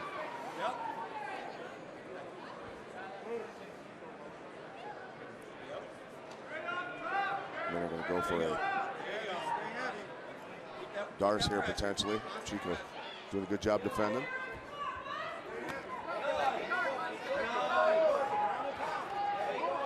One thing about Minna, no matter how tired he gets, he will keep working. Now, between rounds, Pat's scorecard does appear on the giant screens inside the arena, so chances are that Minna's corner saw Pat's card and suggested that Minna is trailing by 2 rounds. And they've got to be, you know, recognizing the situation. Great transition by Chico to get that takedown. That was quick. Let's go to Ron. Michael, you're exactly right. In Minna's corner, there was a sense of urgency. They did see Pat's scores go up on the board, and right away they were like, you got to finish this fight. You've got to get him down, choke him out, or go for the knockout. So they saw it, and there is a sense of urgency now. Thanks, Ron. Keep her open. Chico inside the guard of Minna. Minna taking some flush punches off the curled-in knuckles on the left. Tell you what, Chico looks fresh.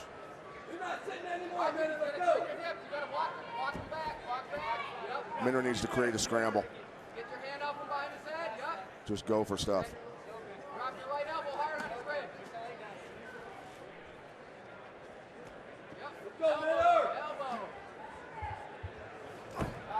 Chico trying to slice with that right elbow.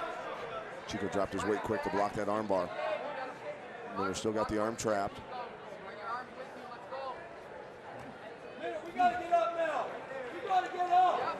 And here, Derrick Lewis' corner saying, we've got to get up now. Desperation, as Ron said, halfway through the third and final. Chico controlling underhook position with that right arm, rendering a wrestler basically worthless on the ground. Monopoly Man is impressed. Elbow. Grab the cage. Grab the cage. Right up. Hold the arm up. Hold that arm up. Let's go, Miller. Chico transitioning, moving up the body. Holy cow. Mma grimacing. Gives his back. Chico's going to try and sink a choke. We're calling Chico Gracie from now on. Holy cow, this boy went from striker to grappler. Blood coming from somewhere on the face of Mma. Chico's going to open him up a little more. Oh, back of the head. He's got to be careful, don't get DQ'd. Picking his shots now. Doing a number on Mma. Mma flattened out like a pancake. Just being abused here. Minna's not even trying to get up. Referee step in. Referee can stop this now. Say it a little louder so that he actually does. Camus says to Joseph, you've got to stop it. Yeah, but Derrick Minna's giving the thumbs up to Joseph. 1 minute remaining. It is all one-way traffic to Chico Camus. Domination, obliteration. You tell me where Minna's going from there. Maybe to the hospital. That's what I'm thinking.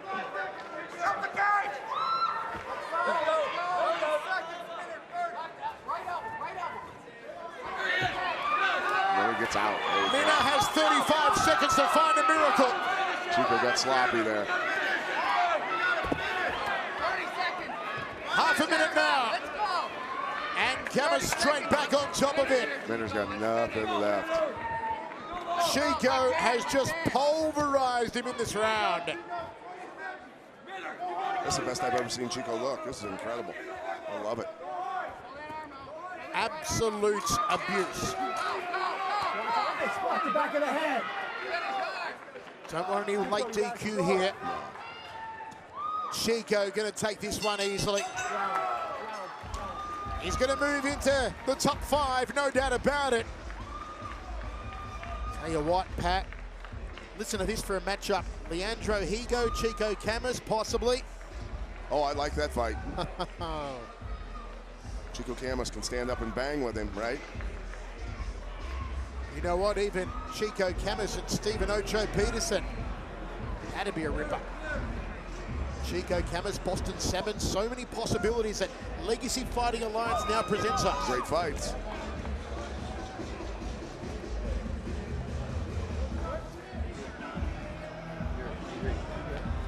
Put your shirt on now. Darrick Minner just fatigued fairly early on, throws a big uppercut, misses. Chico hits that low single with the head on the outside, almost giving up the angle here and getting himself in trouble. Like I say, I love to see the head on the inside when you hit that low single. Protect yourself from that. But Chico, great grappling, flattening out the wrestler. Minner is usually the one administering a beating on the ground. He received a lot of punishment from Camus in this one. Really solid performance out of Chico Camus. And he just launched himself into the top 5.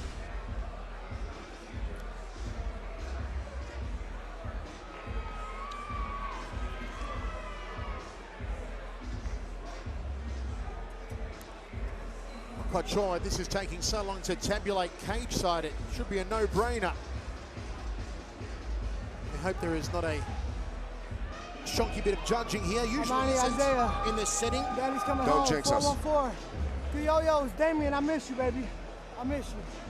Okay, let's go to Mike Kendall now.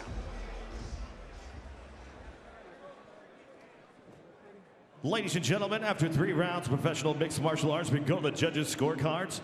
Your judges score the bout 29-28, 29-28, and 30-26. All for your winner in by unanimous decision, Chico K.O.M. Camus. No doubt about it, Chico Camus takes it, improves his record to 17-7. And Ron's going to have a chat with Chico. Ready. All right, Chico Camus, impressive back and forth first, and then you destroyed him in the second, continued that in the third. Give us an idea on your strategy coming into this fight. First and foremost, I want to say I can't do nothing without Jesus Christ, my Lord and Savior. All right. Next thing I want to say, Darrick was a tough opponent. I felt a little disrespected. He came in overweight, was drinking water and eating food after he knew he didn't make weight. So I thought that was pretty disrespectful on his part. You're supposed to be a professional, make weight, that's your job. So I made weight every time I cut. And so I thought that was very disrespectful, but Derrick's a tough opponent. Well-rounded guy, but I stuck through in my experience. I think played a big role in it. So hats off to Darrick, though. He called you a pace fighter, that you go in and you get in a pace and you stick to that. And that's one of the reasons that you've had 13 decisions out of 14 fights. But it seemed like you were coming in and trying to finish him, weren't you? Oh, yeah. I mean, I had a couple submissions that were pretty close.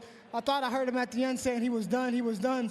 But I think he was saying he was done, but I guess he was giving maybe he was trying to hoodwink the ref or something, saying he was good, he was bad, but I had a thumbs up at the same time. So, like I said, hats off to him, but I'm a veteran. You know, I've been in there with some of the toughest in the world, and I'm ranked in the world for a reason. So, like I said, again, hats off to Darrick, but I can't do nothing without Jesus Christ, my Lord and Savior. So, all thanks to glory in God. You improved to 3-0, 2 wins in the RFA, and now a win here in the LFA. You know, 8-time UFC veteran too, Chico. What's next for you? How close do you feel you are to a title shot in this promotion? I would say I'm right there for the title shot. If not, let me get back to where I belong. Like I said, I feel like I'm one of the best in the world. So UFC, give me a call, man. I'm ready to go. Like I said, I've been in there with journeymen, and I've been there with the best in the world. And I've proven all around that, you know, I'm not an easy fight for anybody. It doesn't matter who you are. So if you're fighting Chico Camus, you know you got a fucking fight on your hand. Chico Camus, thank you. A great fight tonight. Great fight indeed. Did nothing wrong, Chico Camus. A perfect performance. 10-8 round. One judge gave him. And well worth it. Okay, folks, the featherweights take main stage as the Mike Richmond returns to the cage to take on Lazar Stojadinovic. It's our main event. When we return, it's Legacy Fighting Alliance 2.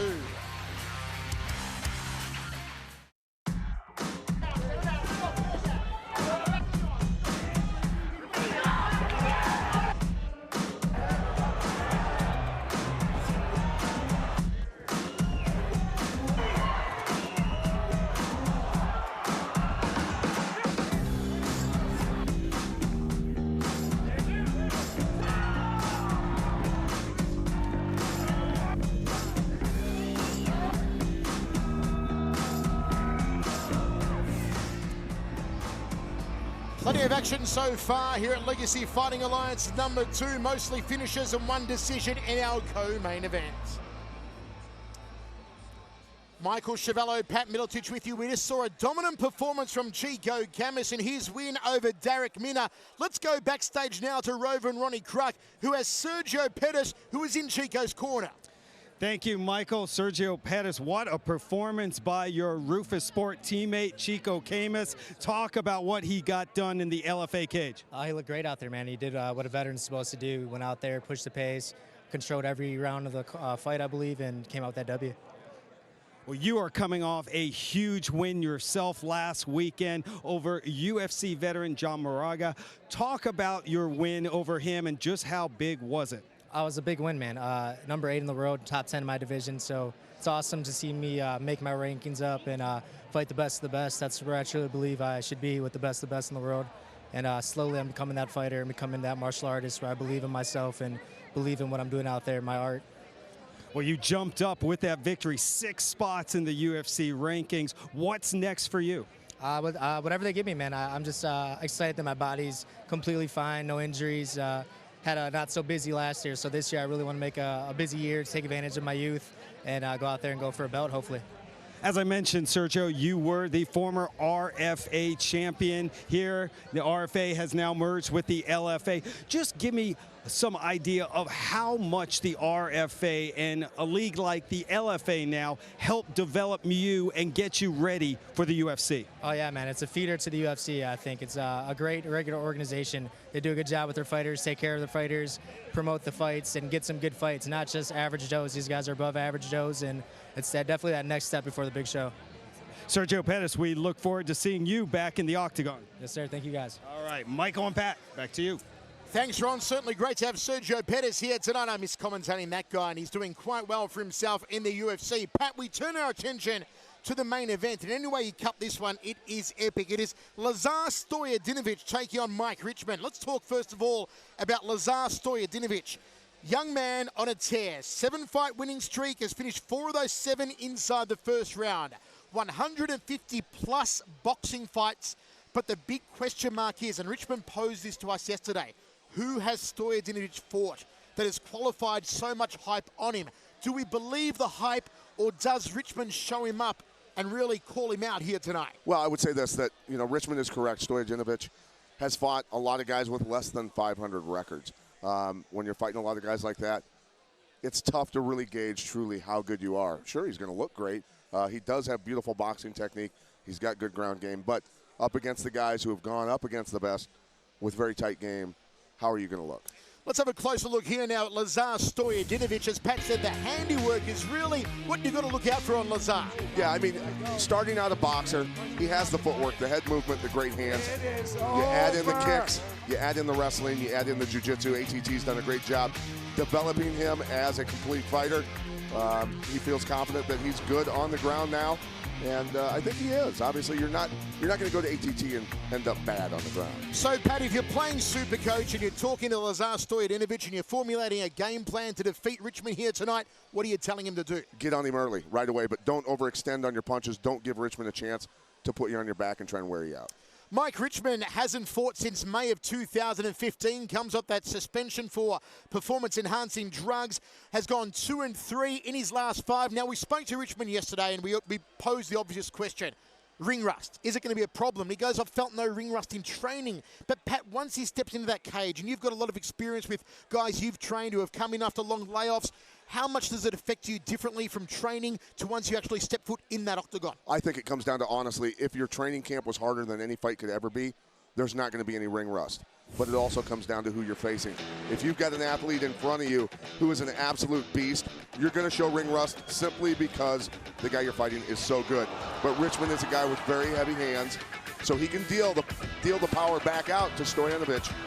And on the ground, I feel he's a little bit stronger in terms of wrestling, takedowns, and control. Mike Richmond does come in the favourite at -230. The comeback on Stojadinovic at +170. Pat, both men have said they will finish the other inside of 2 rounds. Are you expecting pretty much a glorified boxing contest in this one? I look for Richmond to eventually look for takedowns, to be quite frank with you. Okay, folks, it is time for our main event here at Legacy Fighting Alliance number 2. Let's go to Mike Kendall. Ladies and gentlemen, it's now time for the main event of the evening. Please welcome, making his way to the blue corner, Lazar, the Bronx Bomber, Stojadinovic. MMA 15, biggest fight of his career right here. That's a ridiculous boxing record, by the way.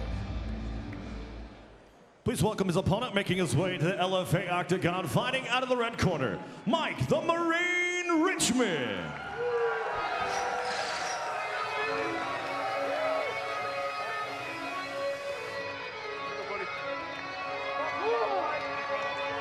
We haven't seen him since Bellator 137 back on May 15, 2015. A loss to Eduardo Dantas on that night by decision. After his drug suspension, he is back. The Marine Mike Richman, an ex-Marine sergeant who served 3 tours in Iraq. During his suspension, had to work security at Spearmint Rhino to make some cash.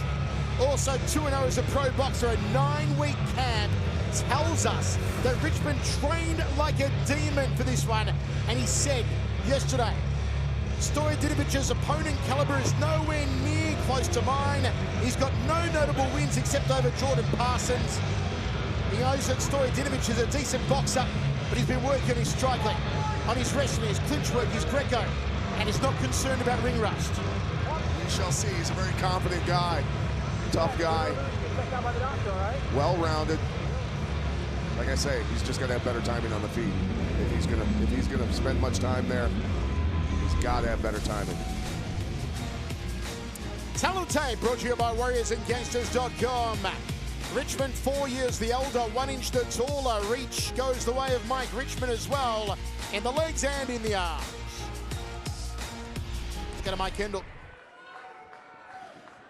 Ladies and gentlemen, it's now time for the LFA 2 main event of the evening. This contest is scheduled for 3 5-minute rounds in the LFA Featherweight division. It is brought to you by Inca Kola. Crack open an ice-cold Inca Kola to unleash your inner warrior. And visit IncaColaUSA.com or on Facebook, Twitter, Instagram, and Snapchat at Inca Kola USA. That's Inca with a C, Kola with a K, USA. For all those watching around the world on Access TV and for those here in Prior Lake, Minnesota, are you ready for war? Introducing first, fighting out of the blue corner. This boxer stands 5'7", weighed in at 145.6 pounds, holding a professional mixed martial arts record, 11 wins, 5 defeats, with 5 wins coming by way of submission, 3 by way of knockout. Training out of American Top Team and 5th Street Gym, fighting out of Coconut Creek, Florida, Lazar, the Bronx Bomber, Stojadinovic. His opponent across the LFA octagon, fighting out of the red corner, is a striker standing 5'8", weighed in at 145.2 pounds. Holding a professional mixed martial arts record, 18 wins, 6 defeats, with 9 wins coming by way of knockout, 7 by way of submission. Training out of Minnesota Martial Arts Academy and fighting out of Rosemount, Minnesota, Mike the Marine Richman. When we begin, your referee in charge of the action is Travis Matier.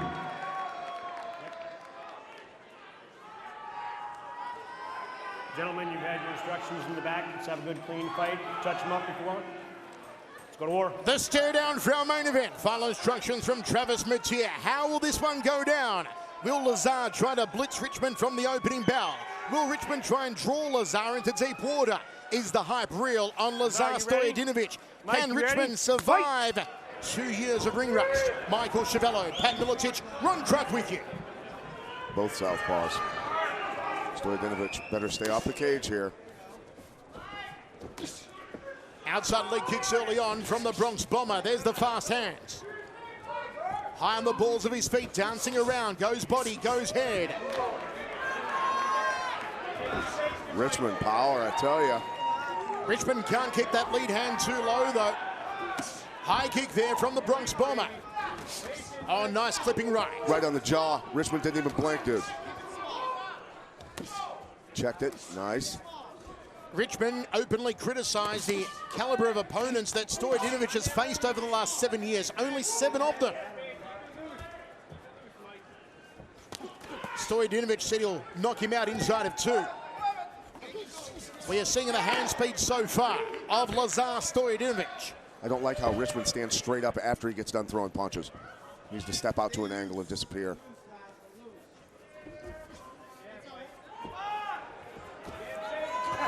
Richmond throws punches down the tube. They tie up against the cage for the first time.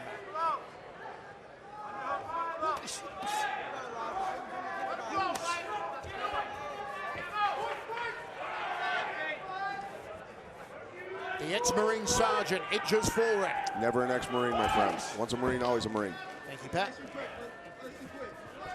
Outside leg kick from Richmond. Just for future, so you don't get your ass kicked by one. Oh, I appreciate it. All right.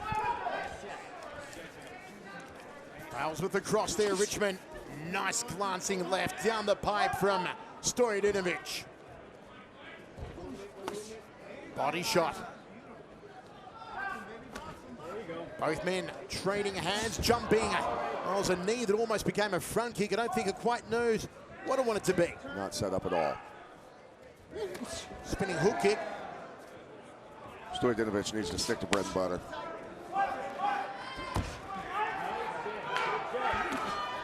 Nice.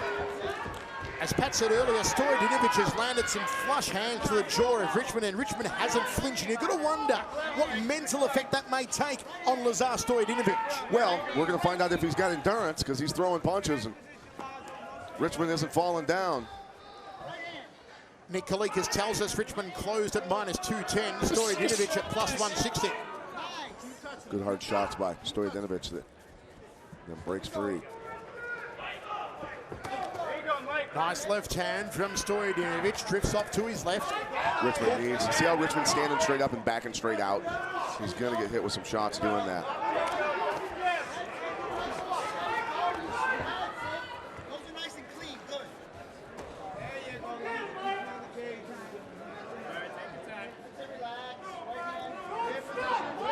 Richmond's only ever been knocked out once. It was in the first round, back at Bellator 79 in 2012 against Sharbalat Shambalalev. Lazar hitting him hard, man. Good combos.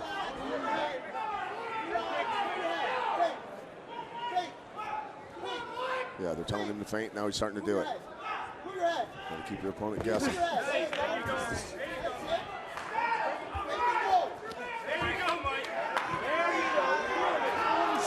Turning back kick, hunting for the liver. 1:15 remaining.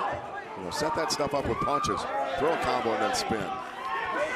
Nice head movement on his way in. Oh, he got clipped hard on the chin, Mike. Stojadinovic backing up Richmond. Richmond clinching, glances up at the screen to see how much time is left. Stojanovic's hands are proving fast and mighty. I tell you what, though, Stojadinovic took a massive punch on the way in here to this clinch. He staggered off of it. Body shots from Stojadinovic. There's the speed. Crossing elbow. Nicely done for Richmond. Tight. Got underneath the right arm. Beautifully done from Richmond. Stojadinovic trying to keep his hips back. Good job getting the underhook back in here. He's going to lift that. Richmond putting the power down on him here.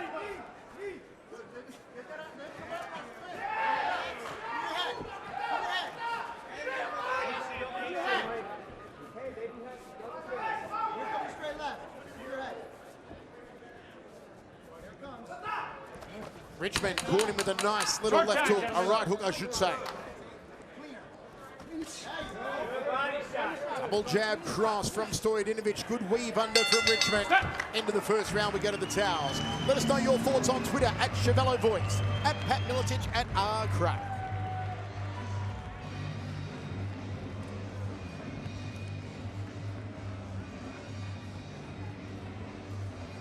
I want you to start getting a little bit faster, right? Think about feint with that jab, too. Bring that left hand. You have a couple of moves. Good stuff on the inside. Watch this. Beautiful flurry. Body shot, uppercut to the hook. So you throw the uppercut before the hook on the same side. That's called setting the table. And then the hook clears the table. Stojadinovic, again, landed some good shots. Richmond has a tendency to lift his head straight up like that. But here he connects right on the chin. You see Stojanovic's legs almost completely disappear out from underneath him. Wires got crossed for a moment. Let's go. Second round, first round, an even round, says Pat. Can't split them. Stojadinovic landed probably more techniques. Richmond landed more power. Ready? Mike, ready? Both men did say they would finish each other inside of 2.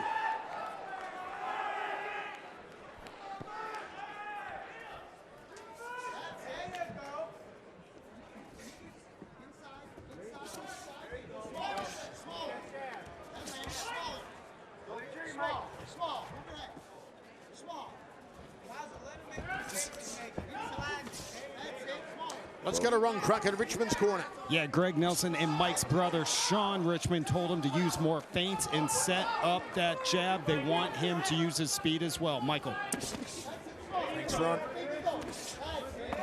Nice weave under. Stojadinovic on the front foot. Nice, he really tagged him with that one too. Uppercut. Some dirty boxing in close here from Stojadinovic. Knee was a little low perhaps. Uppercut. Right hand to the orbital.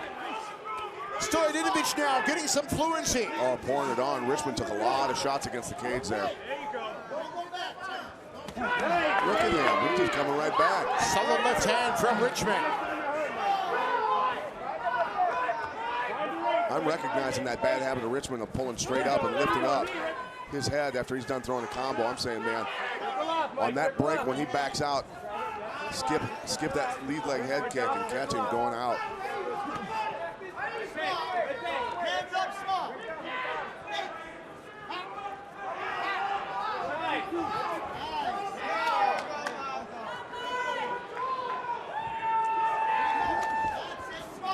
fake to a right hand, high knee.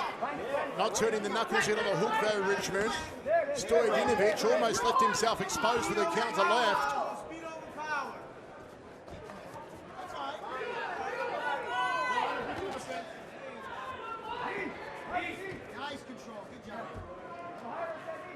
Stojadinovic's corner is saying speed over power. Smart. This is where Stojadinovic has capitalized a couple times on Richmond. Richmond can't be lazy in here. Nice.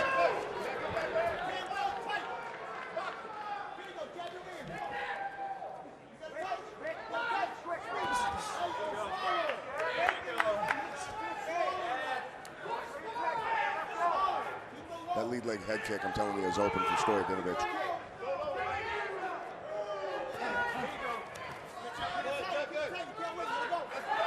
There's been no ground in this fight as expected.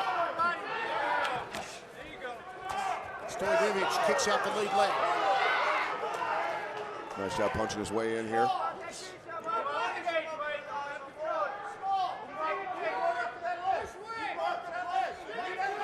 Spinning back elbow to an uppercut.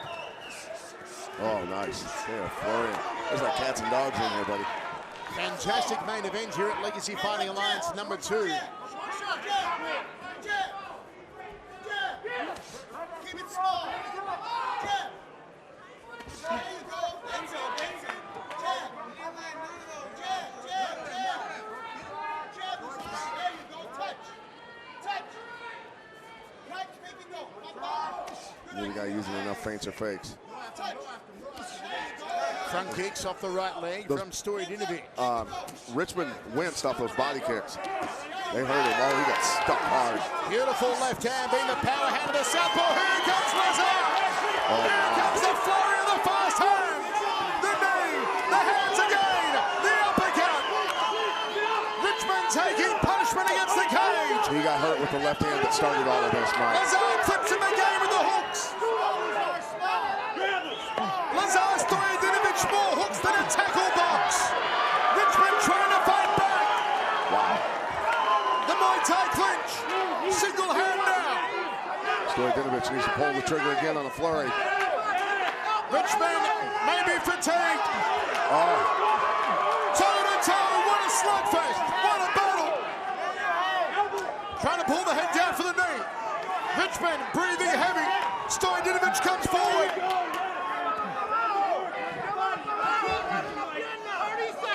What a rough fight. Blood just pissing out of the nose of Mike Richmond. Oh, and he catches him again with a hook. And there's the power left. Richmond taking a battering. Uppercut. Hooks again from Lazar. Richmond has taken so many hard punches. Jumping knee almost shaved his nose off. Richmond is a bloodied mess. And that is all Lazar Stojadinovic.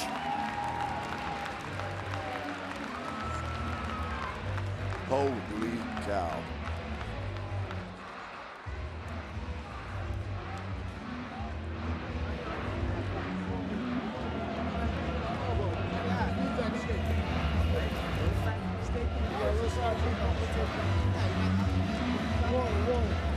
Stojadinovic looks pretty fresh, actually, not breathing too hard.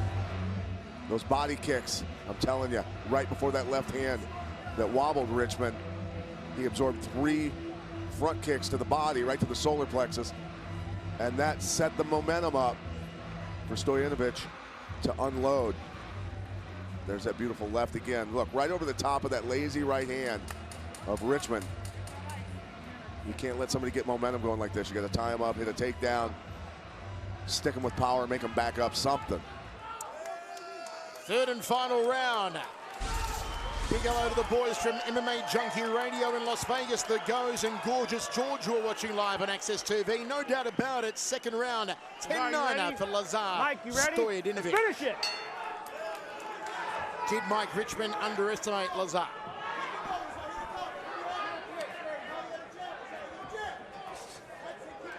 Let's go to Ron in Stojadinovic's corner. Message was simple, Michael. Dino Spencer, his boxing coach, said more head movement and keep throwing bombs. Simple indeed. The speed overwhelming in the second round from Stojadinovic.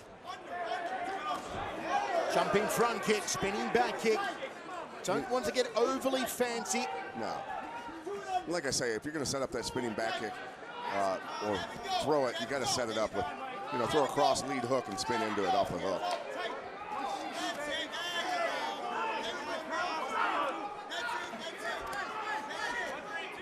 Nice popping jab from Lazar, backs up Richmond again. Richmond pressed against the cage.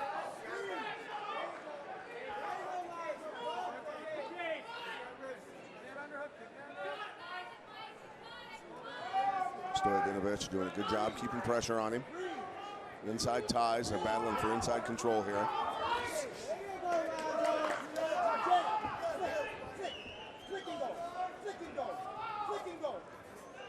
Time is becoming an enemy of Mike Richmond. Good movement again from Stojadinovic. Caught him with the left. So too did Richmond.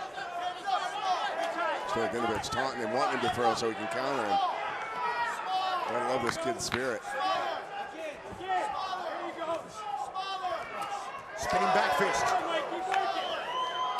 What has Mike Richmond got? What tricks up his sleeve, the veteran? He can't sit back and let Stojadinovic dictate the pace.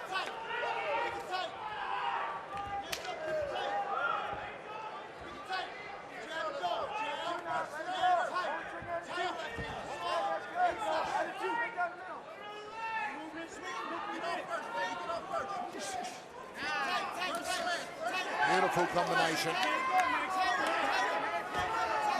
Big left, wow. And again, Stojadinovic, more combinations than a bank safe. Putting a pounding on Richmond against the cage here. Bang to the body. Muay Thai clinch and a high knee. Richmond tough as nails, my goodness.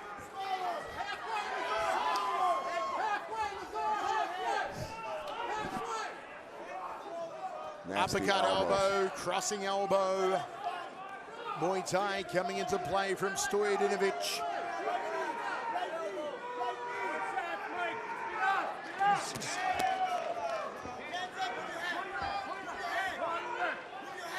Under 2 minutes for Richmond to try and turn the tide, to try and swing the pendulum. Tough fight to take after a 2-year layoff, that's all I'm going to say.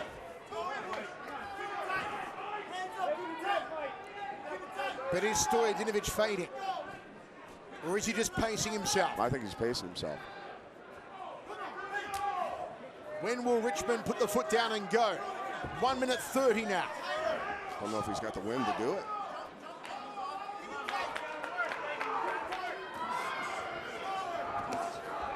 Body head again from Stojadinovic. I love it when a lefty goes to the liver with that back hand, that rear hand.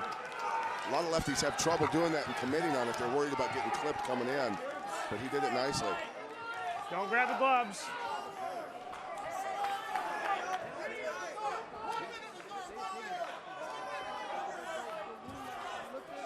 .60 seconds to go in the fight. It is all for Mike Richmond to do.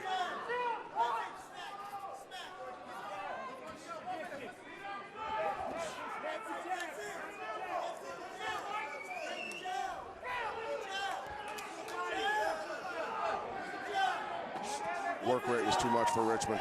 Oh, body kick almost folds him in half. Time. Was it the groin? I thought it was a groin. I'm not sure. Corner over here. We'll take a look at it in a moment. Lazar being a good sport about it. Right here. Certainly wasn't deliberate. Lazar. Right here.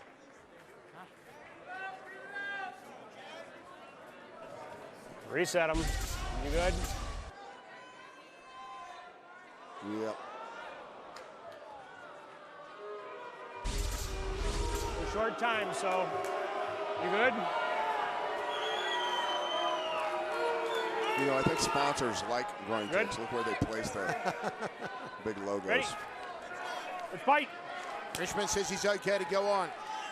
He's got to do something here, Mike Richmond. Got to pull out those stops. Just throw bombs.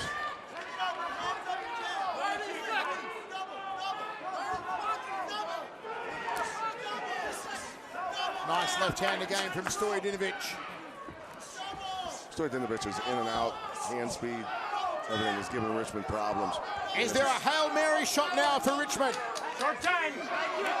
That's what he'll need. A big Hail Mary shot. But not tonight. Let us know your thoughts at Chevello Voice, at Pat Miletich, at Agra. I think that was a hell of a fight. Comes over to us and says, I told you guys I'm too fast. Certainly was tonight, wasn't he? My word, faster than a speeding ticket. Lazar Stojadinovic. Marketable kid, man. Really marketable. Great mover. Got to fight a lot more than 7 times in 7 years, though, Pat. Well, like I said, to his credit, 9 fights canceled. Guys backing out on him constantly. I'm number 1. I'm out here. You know, he's not the one canceling. I belong in the UFC. Number 1, but for now, we're coming to take that. I really can't see, though, in the LFA now, them failing to be able to match him up. There is so much talent in the combined legacy and RFA now. They can make so many matchups. Oh, yeah, there's guys here that will fight him.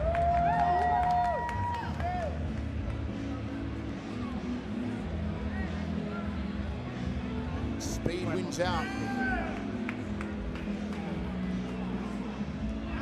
Great main event, as Pat said. Let's take another look here. I tell you, just really fun to watch him. Good distancing, spacing, staying busy. Got angles better than Richmond did, and many times throwing that left hand over that lazy right hand of Richmond. Right. You're the man, bro. You're the man. You keep on. Good work, brother. Hope you come around. Richmond, tough dude, man.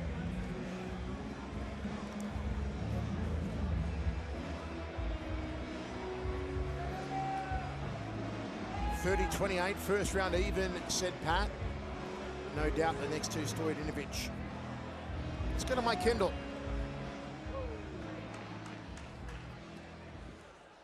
Ladies and gentlemen, after 3 rounds of professional mixed martial arts, we go to the judges' scorecards. And all 3 judges score the bout. 30-27 for your winner by unanimous decision, Lazar, the Bronx Bomber, Stojadinovic. The hype is real. Lazar Stojadinovic, 12-5. His first fight ever in LFA. And he's going to have a word with Ron Kruk. Right off the cage, Lazar Stojadinovic, what a fight tonight. 8th straight win. There are those, including your opponent, that questioned the legitimacy of your winning streak because it had taken close to 7 years. Do you feel like you silenced some of those critics tonight?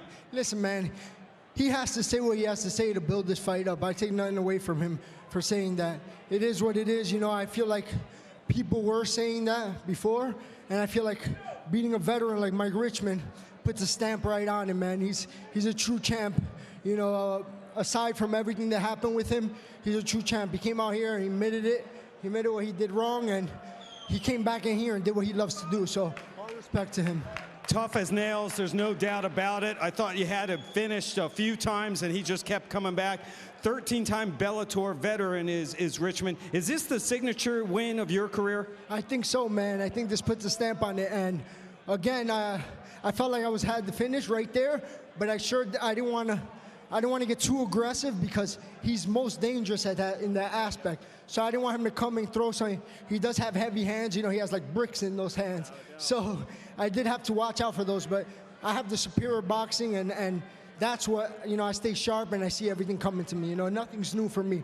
I had 150 amateur fights, like I said before, and it's another day in the park, you know. Well, let's see some of your handiwork. Really, in that second round is when you started letting your fists fly.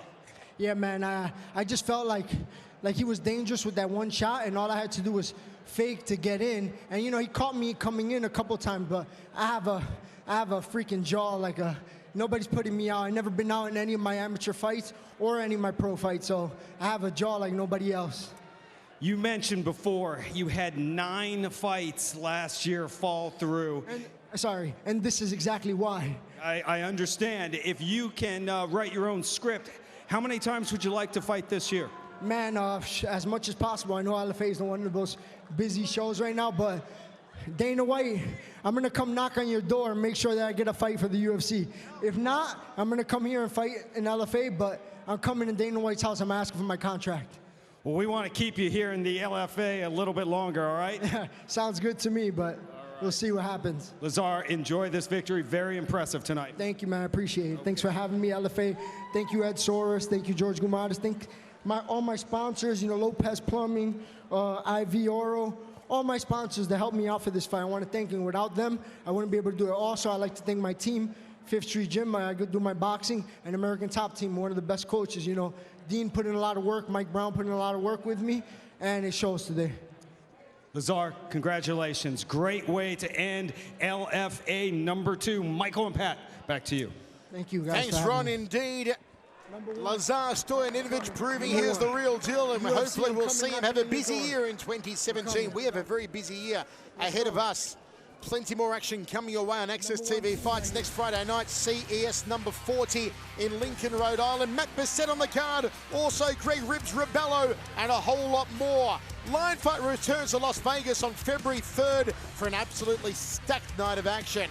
And then back-to-back LFA February 10 in Lake Charles. February 17 in Shreveport as Louisiana gets a double dose. Back-to-back Louisiana shows. Folks, that is all from the Mystic Lake Casino in Prior Lake, Minnesota. What a night it's been again. Legacy Fighting Alliance has certainly kicked off with a bang in 2017. Myself, Michael Chavello, Pat Miletich, Rover, and Gruck would like to say thank you. See you next Friday.